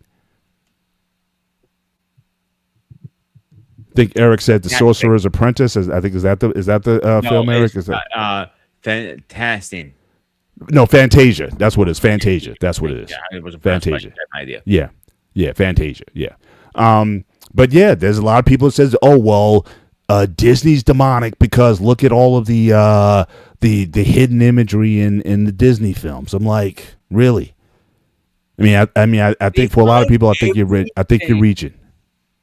Everything has a secret message. Harry Potter has secret messages. Freaking Star Wars has secret messages. Avengers has secret messages. This has a secret message. That has a secret message. I'm like, all right. Enough. Let me enjoy my pop culture entertainment. Let me play my games. And do me a favor, leave me the fuck alone. Because I don't. There's care. another one. Eric puts that Dungeons and Dragons. Ooh. Oh, you can't play Dungeons and Dragons because it's got all these demonic references to it. Bro, look at the music I listen to. Metal. I'm a metalhead, and I made that very clear to everybody. I'm a heavy metal guy. Five Third Death Punch, Metallica, Korn. I can go on and on and on. I'm not supposed to listen to that. That is the devil's music. But if you meet most of these guys, they're more religious than most people out there. Ivan Moving. He's very religious, and he's very a big supporter of the freaking military. Doesn't make him a bad guy. I don't think the music we listen to or the entertainment, pop culture entertainment we like, it will send us down to Satan's doorway. Mm-hmm. If you again, I say it depends. I think certainly music can fuel emotions, right? So let's and especially if you already have intent. So again, if you combine violence with alcohol, I know guys who would play before they went and did something bad. They would play Cypress Hill before they went and did something bad. Because again, how can just delete a man or you put one of those on or whatever, they get amped up to do stuff that's just like, But to me, that's something because that's something that's already in you to do. The music kind of adds some gas to the fire. But will a song just make you go out there and just delete some people? No, I don't believe that. And people I know have made those claims in the past. I don't know if it's been substantiated. I forget what the practice is that they put these tracks in the music that if you play the song backwards, it has some sort of messages to it or whatever. I don't know if that's true or not. But again, people have made those claims that again I've never seen substantiated. Now again, is there music that's meant to be obscene? Is there things that is profane? My daughters and my wife, they're watching the Grammy Awards now. I've seen some Grammy performances over the last few years that is, I would say, at the least distasteful. But I just don't watch it. But is it corrupting a generation? I don't know. But I know some people they'll make those logical leaps also. And then they'll start calling stuff demonic. And it's interesting because a lot of the stuff that they're calling demonic is a lot of stuff that black people created. Jazz music was called demonic at one point. Rock and roll was called demonic at some point. Or rock music was called demonic. Now rap is demonic. Now, again, is there bad content? Is there things in there that I wouldn't want my kids at a certain age to listen to? Of course not. It's funny you said that. I think you got to be. I think you got to be, mindful about that. But it's just been. But every generation is always like and said. There's something about whatever you guys doing is like the end. It's like everyone's going to hell because of this. Every generation. When rock and roll came out, they were saying the same things back then. When Elvis was up there swiveling his hips, he almost had to leave the country because of it and join the military because they were almost willing to throw him in jail because of insanity laws because he would shake his butt on stage. But where he got those moves from, he got those moves from black people. Oh, absolutely, absolutely. Back then, rock and roll came from you guys. I'll give you credit when it's due. And I don't know if you remember this, the barcodes back in the day. That was supposed to be the 666 symbol. They're saying, remember that? I don't know if you remember that back in late 90s. I think that they were saying that. Every so often you get this trend. That's the devil. This is this. That's that. Like, well, to me that goes back to the 70s. If you ever watched the Omen, franchise, that to me to this day is like, especially the first two, those to this day are still like the scariest movies I ever watched. And maybe with The Exorcist is another one. But I remember watching that stuff as a kid, and it just scared the bejeebies out of me. I'll be honest with you, bro. Like, I stopped watching those kind of movies. Anything that questions my faith, I don't watch anymore. Mm-hmm. Because I watch, and let me refer to that. Not question my faith, that freaks me out to the point, like, no, like Paranormal Activity. That I won't watch those movies anymore. Mm-hmm. They just freak me out too much. Like, I don't mind watching a good slasher like Halloween. I'll watch something like that. Yeah. But some of them, like, I think it would trading. Like, I'm not saying you shouldn't go watch it. If you enjoy that, please go enjoy that. Yeah. I've never been a fan of the slasher, Freddy, Halloween. What's the other one? What's the other serial guy? No, Friday the 13th. Scream. Like, yeah, I'm not a fan of those films. I didn't even go see Sinners. Which got a ton of Oscar. Now I haven't seen Sinners yet, because again, I'm not a huge, there's a few vampire movies that I've watched over the years or whatnot. I'm thinking, if I've seen one, I've seen them all. But everyone's like, oh, go see. I haven't even seen it yet, but I probably should, especially since it's up for the Grammys and I keep saying Grammys, for the Oscars. I got like a ton. I think it got like the most nominations ever for a film. I should probably check it out. But then I got just different views from people. Again, for the uber religious people, they're like, oh, you shouldn't see Sinners. It's a demonic, satanic movie. Shouldn't.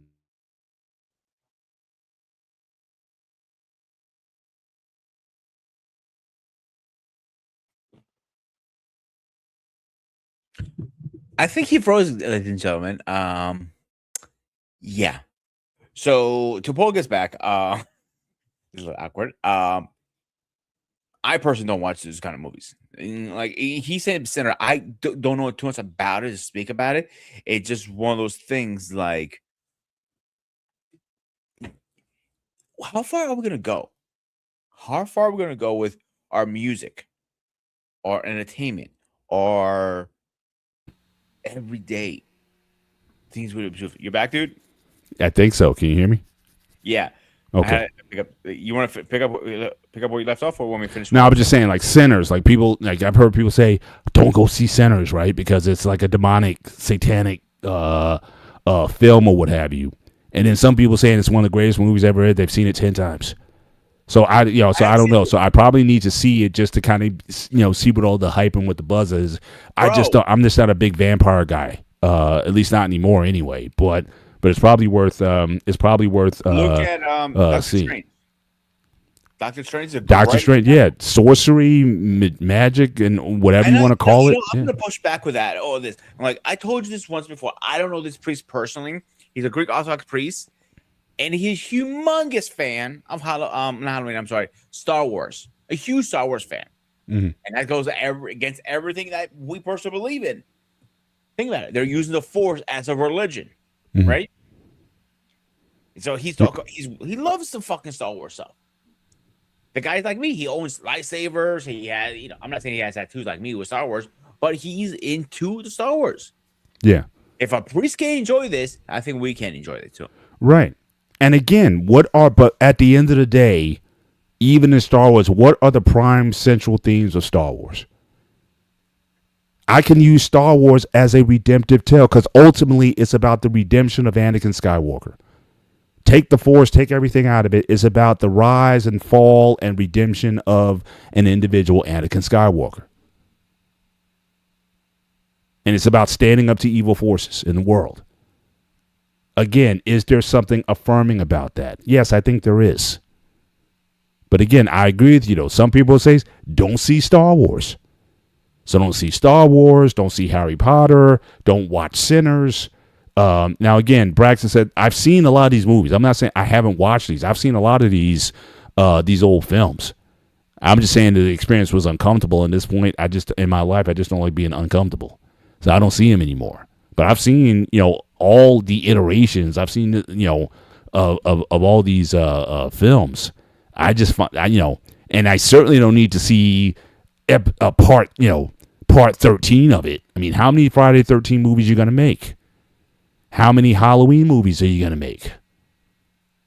And then the themes just got ridiculous after a while. Jason goes into space and it's just all of these, or fighting the aliens ones. You're milking it, right? I mean, it's like, okay, I get it. He's this unkillable force in the world. Yeah, I get it.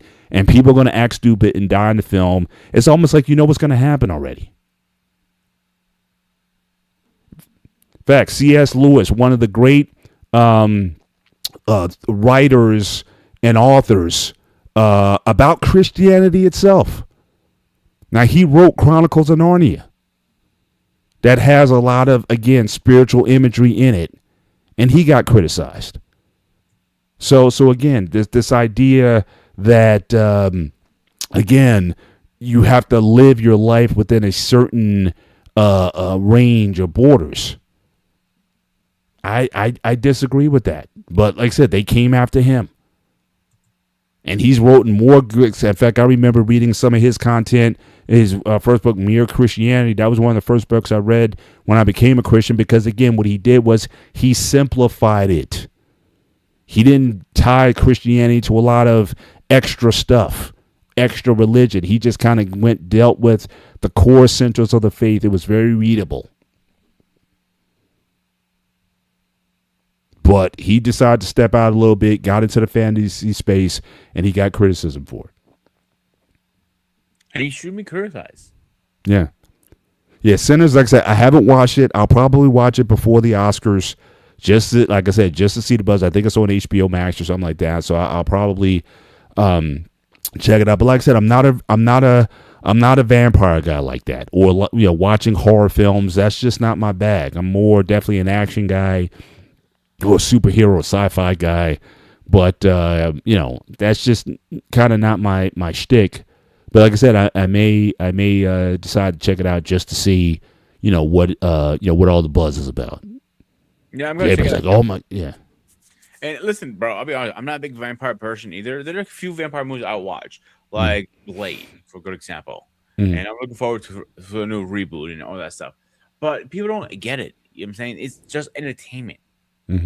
Doesn't mean like we're going to start sucking each other's necks off and drinking blood. No. The real Count Dracula, he was a horrible person. Let's be honest here. He wasn't. Which about Vlad the Impaler? Yeah. Yeah, he wasn't a great person, but he did what he did to protect his kingdom, his people. Okay, that was history. And what do I always say about history, bro? We need to remember where we come from. Yeah. So you like it or not, whatever. Well, I don't know. I go back and forth on that. As we talked about in the past, I can understand to a degree, but at the same time, there's certainly part of what we know from history is that, again, losers typically lose their right to be expressed in history. That's why you have archaeology and that's why kingdoms have to be dug up out of the sand, because again they were wiped off the face of the earth. So I think that that sort of thing is I think also a fact of history as well. Certain things you didn't win, so you didn't earn the right to be preserved. And so, so again, I go back and forth on that a little bit in terms of, well, we need to preserve or protect this. Or even if you are going to do it, then put it in places where, again, you make it very clear. You guys lost. And you're in this place because you lost. But people trying to celebrate a tradition that I don't rock with to an extent. And I'll just leave it there. Yeah, I'll just leave it there. But again, we've been going here by $140 in. We can certainly start to put the landing gear down and start to land this plane a bit. Yeah, Vlad the Impaler. Yeah. In fact, I thought the Dracula movie, I think it was back in '92. I thought they did a good job of that. That opening scene. I don't know if you remember it from that movie, Pete. If you saw it, where again he was a soldier. He was a guy of the faith. And he went out there and he slayed for the church and all that kind of stuff. But his wife got word that he had died, and so she deleted herself. And so he goes back and, he's distraught and stuff. And she said, well, she's damned, right? Because, she deleted herself. And he became outraged. I was like, I fought for you guys and I did all this. And now you tell me this. And then he was like, screw all y'all.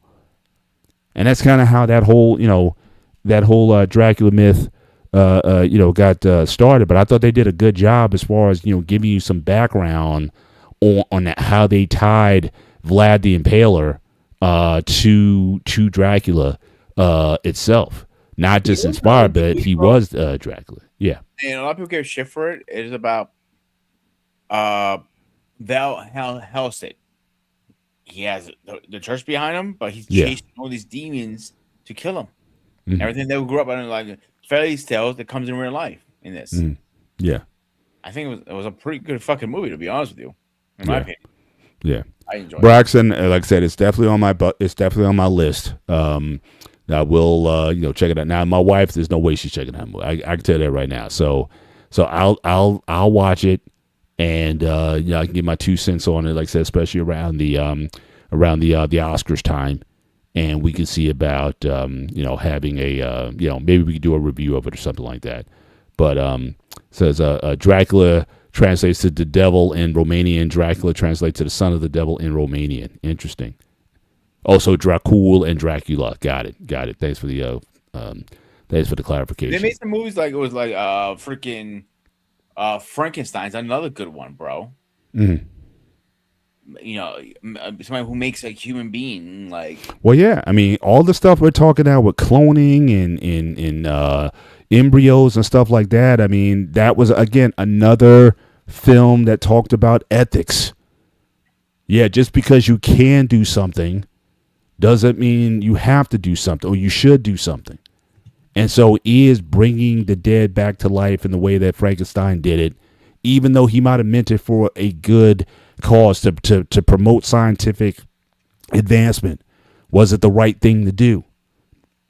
So again, there's ethical questions that we can, and that's why I think, go back to your English classes, what you had in high school, that you read Catcher in the Rye, or you read Dracula, for that matter, or Frankenstein, Shelley's Frankenstein, or all these books. All of these things had you dealing with themes and topics that you could take either from a religious perspective or from a secular one.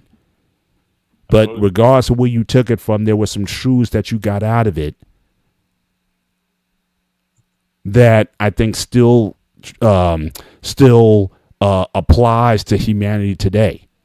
When you're dealing with these raw emotions of people, I think Anton talked about earlier, these seven deadly sins or what have you. Various religious texts talk about these things, and some of these things can have real impact in your life. So again, I think all these are good tools. They can be teaching tools, training tools. I think it can inform your faith.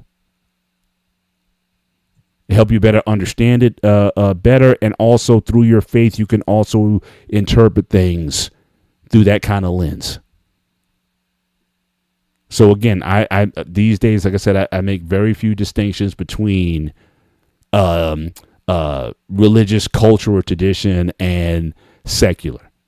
And I said, I think there's things to be learned from, good and bad. And I don't think all religious tradition is good. Or at the very least, I don't think all religious tradition is meaningful or have purpose, at least not today. It might have had purpose 1,000 years ago or at a certain time, but is it relevant for us today to continue with these things just because the church fathers said it was a good idea to keep these things going? Is it speaking to, and again, and we have to ask the question, Pete, that why a lot of young people are moving away from traditional mainline churches and the like. Is it because are we tying in? Like I said, I still think there's a lot of value. I still think there's a lot of truths that I think religion can give a person. But again, are we tying it to the world that they're in? Are we only talking about, well, the faith back in 1800 and something? You know what I mean? Are we making it relevant? And are we using the secular culture just like that what was done in the past? Are we tying the secular to the religious in order to reach and in order to have people understand that, you know what, a lot of the problems that a lot of Gen Zers and Gen Alphas are going through today is the same things that we went through. We just had a different way of doing it. But I think sometimes maybe we might be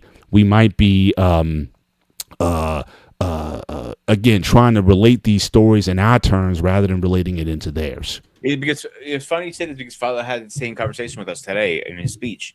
He was saying pretty much we need to push the younger generation to the church, not away from the church. Mm-hmm. Like a lot of older, like, oh, you go to church when you're older. You know, you're not there yet, or church is not really popular or modern now these days. Mm-hmm. And it should be the other way around. You should be coming to church, then pushing it away, if that makes sense. Right. Well, I think there needs to be a balance. Like I said, I think the idea is about reach, right? Mm-hmm.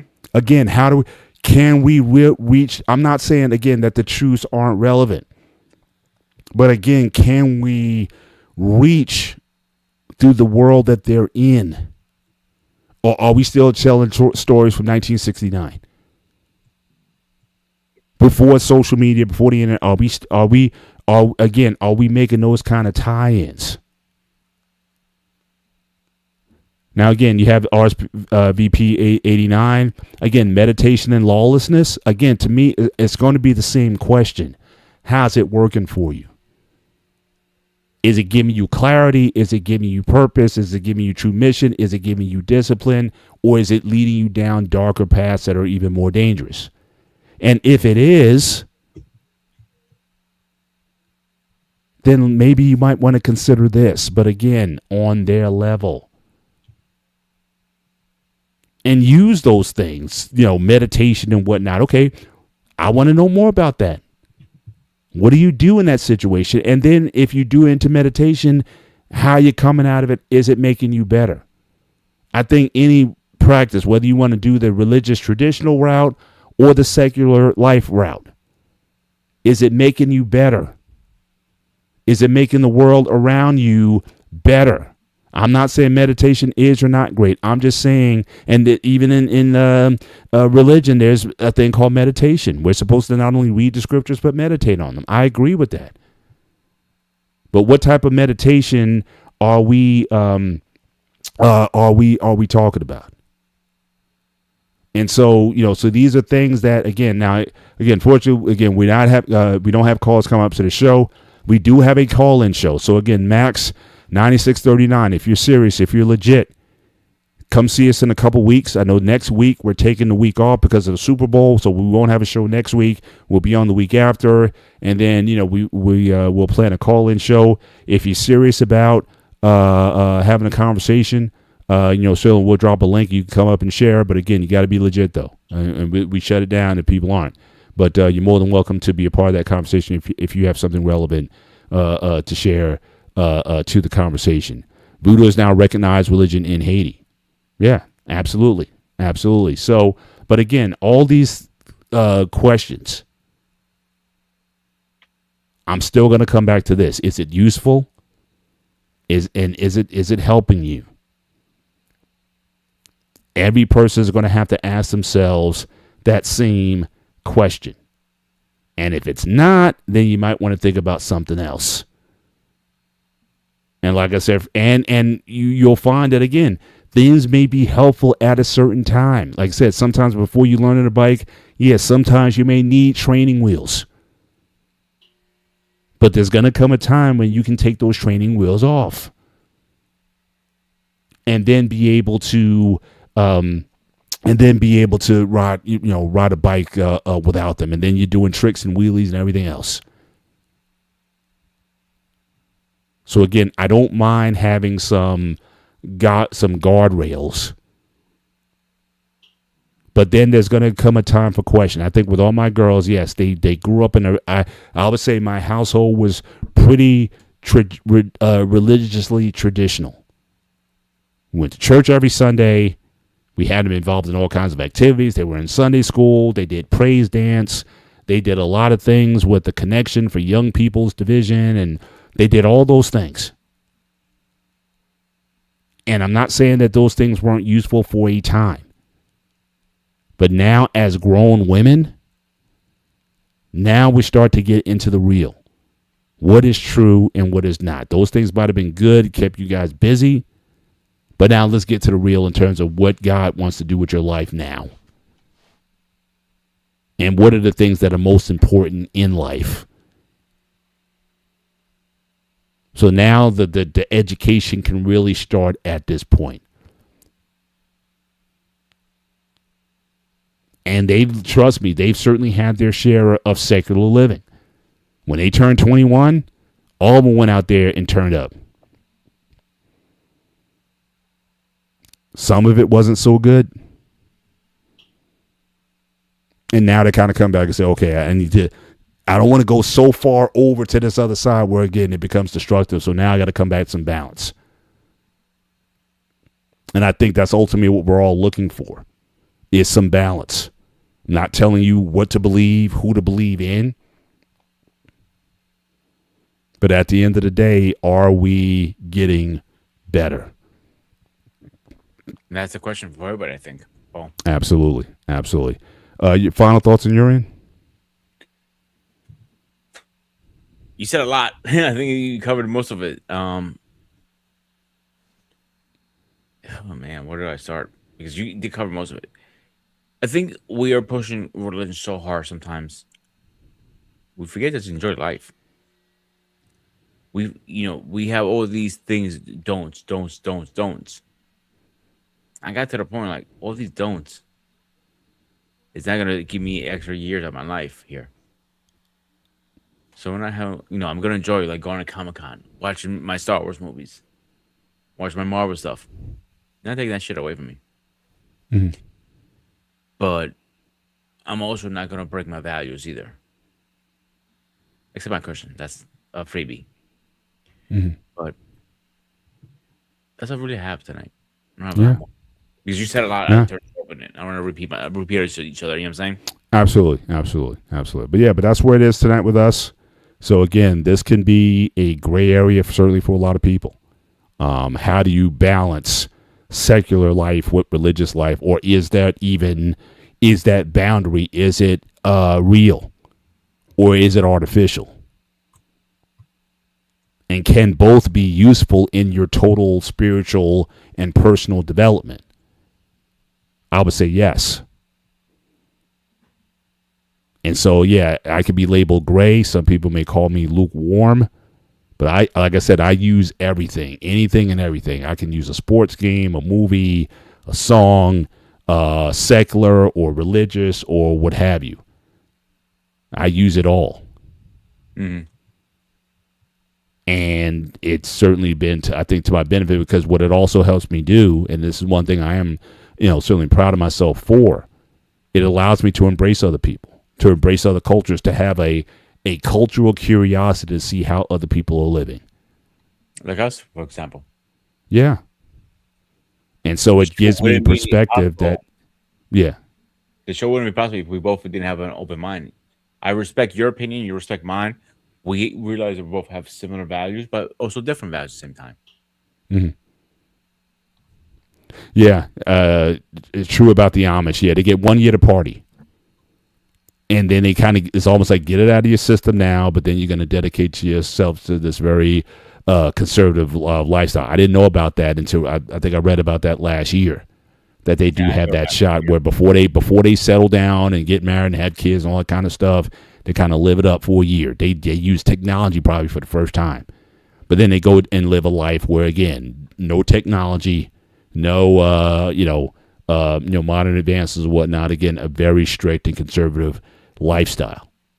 They kind of started leaning off with cell phones a little bit now. Are they? Yeah. I don't know about vehicles though, like because I know a lot of folks who get to the farmers markets and stuff like that. I'm like, how do they get to and from? So I don't know if they're using vehicles now or not, but but it's just like anything else.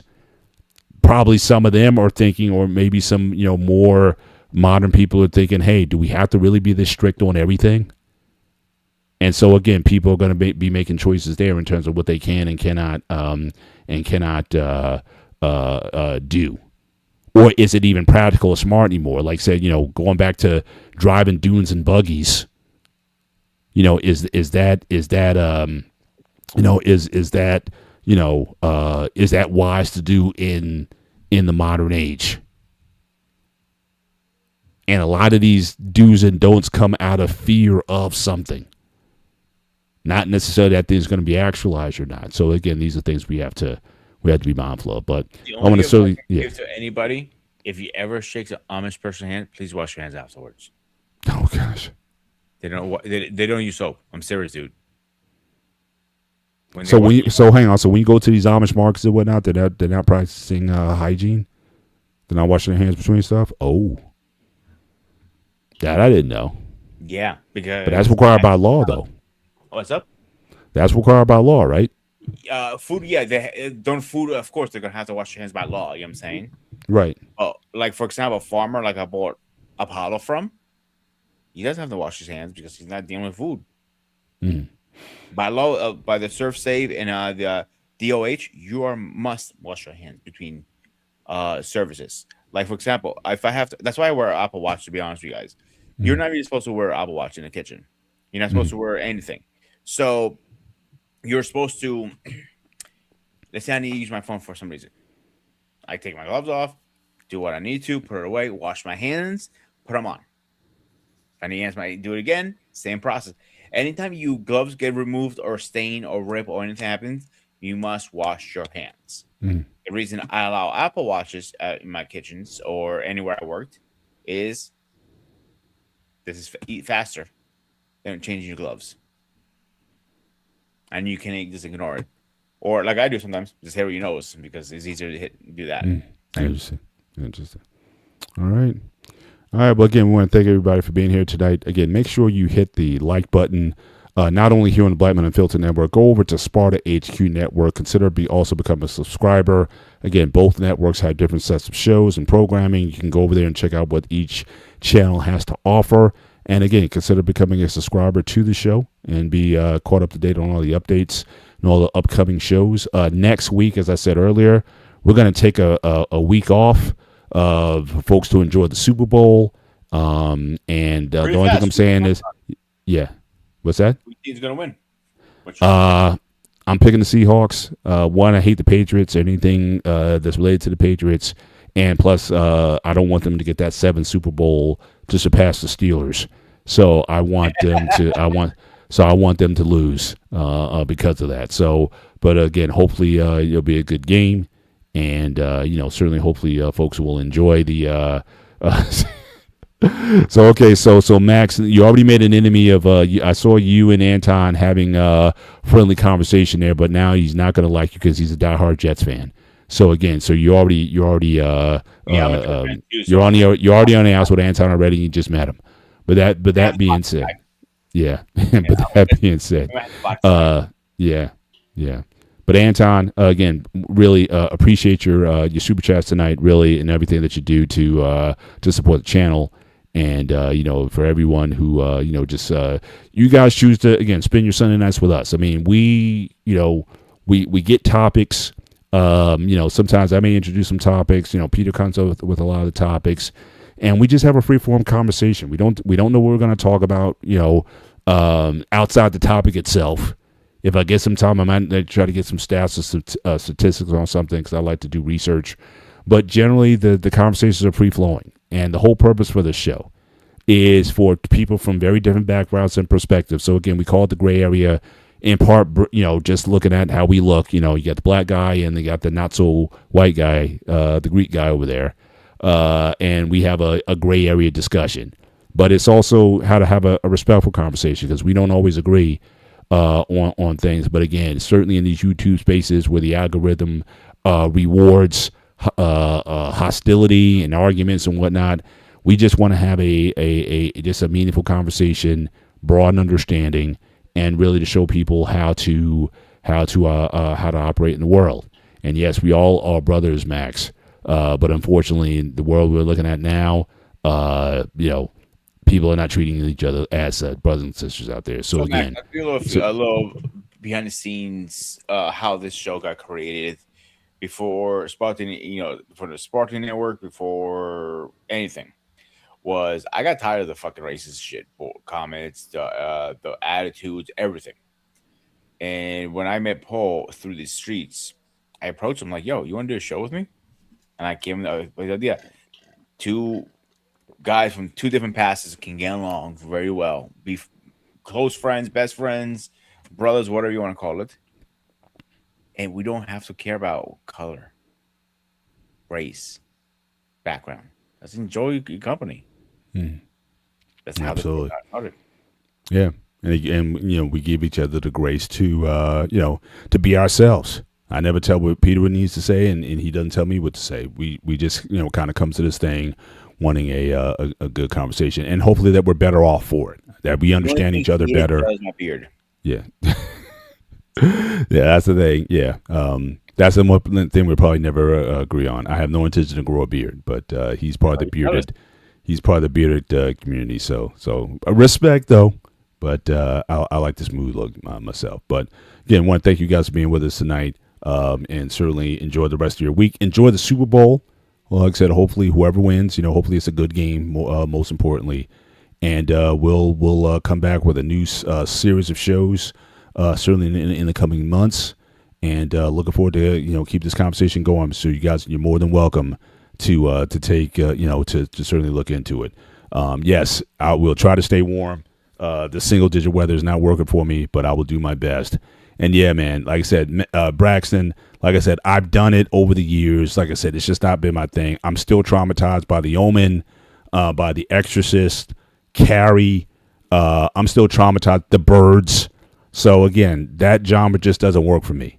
So I'm just saying that I look at those things sparingly over time. It's not good for my blood pressure, but especially nowadays. And Eda Man Williams again, late entry coming in, but I appreciate you showing up. Appreciate you and the things that you do out there. Hope everything's well with you and your fam. For all you guys, enjoy the rest of your week. Certainly take care. God bless. And we will see you next time. We don't have an outro video anymore. It's a hard stop, but the Ghost of Sparty's got to get his closing in. So again, we appreciate you. Appreciate everything you do, and it's always an honor to share the stage with you. Enjoy the rest of your week, guys. Take care. God bless.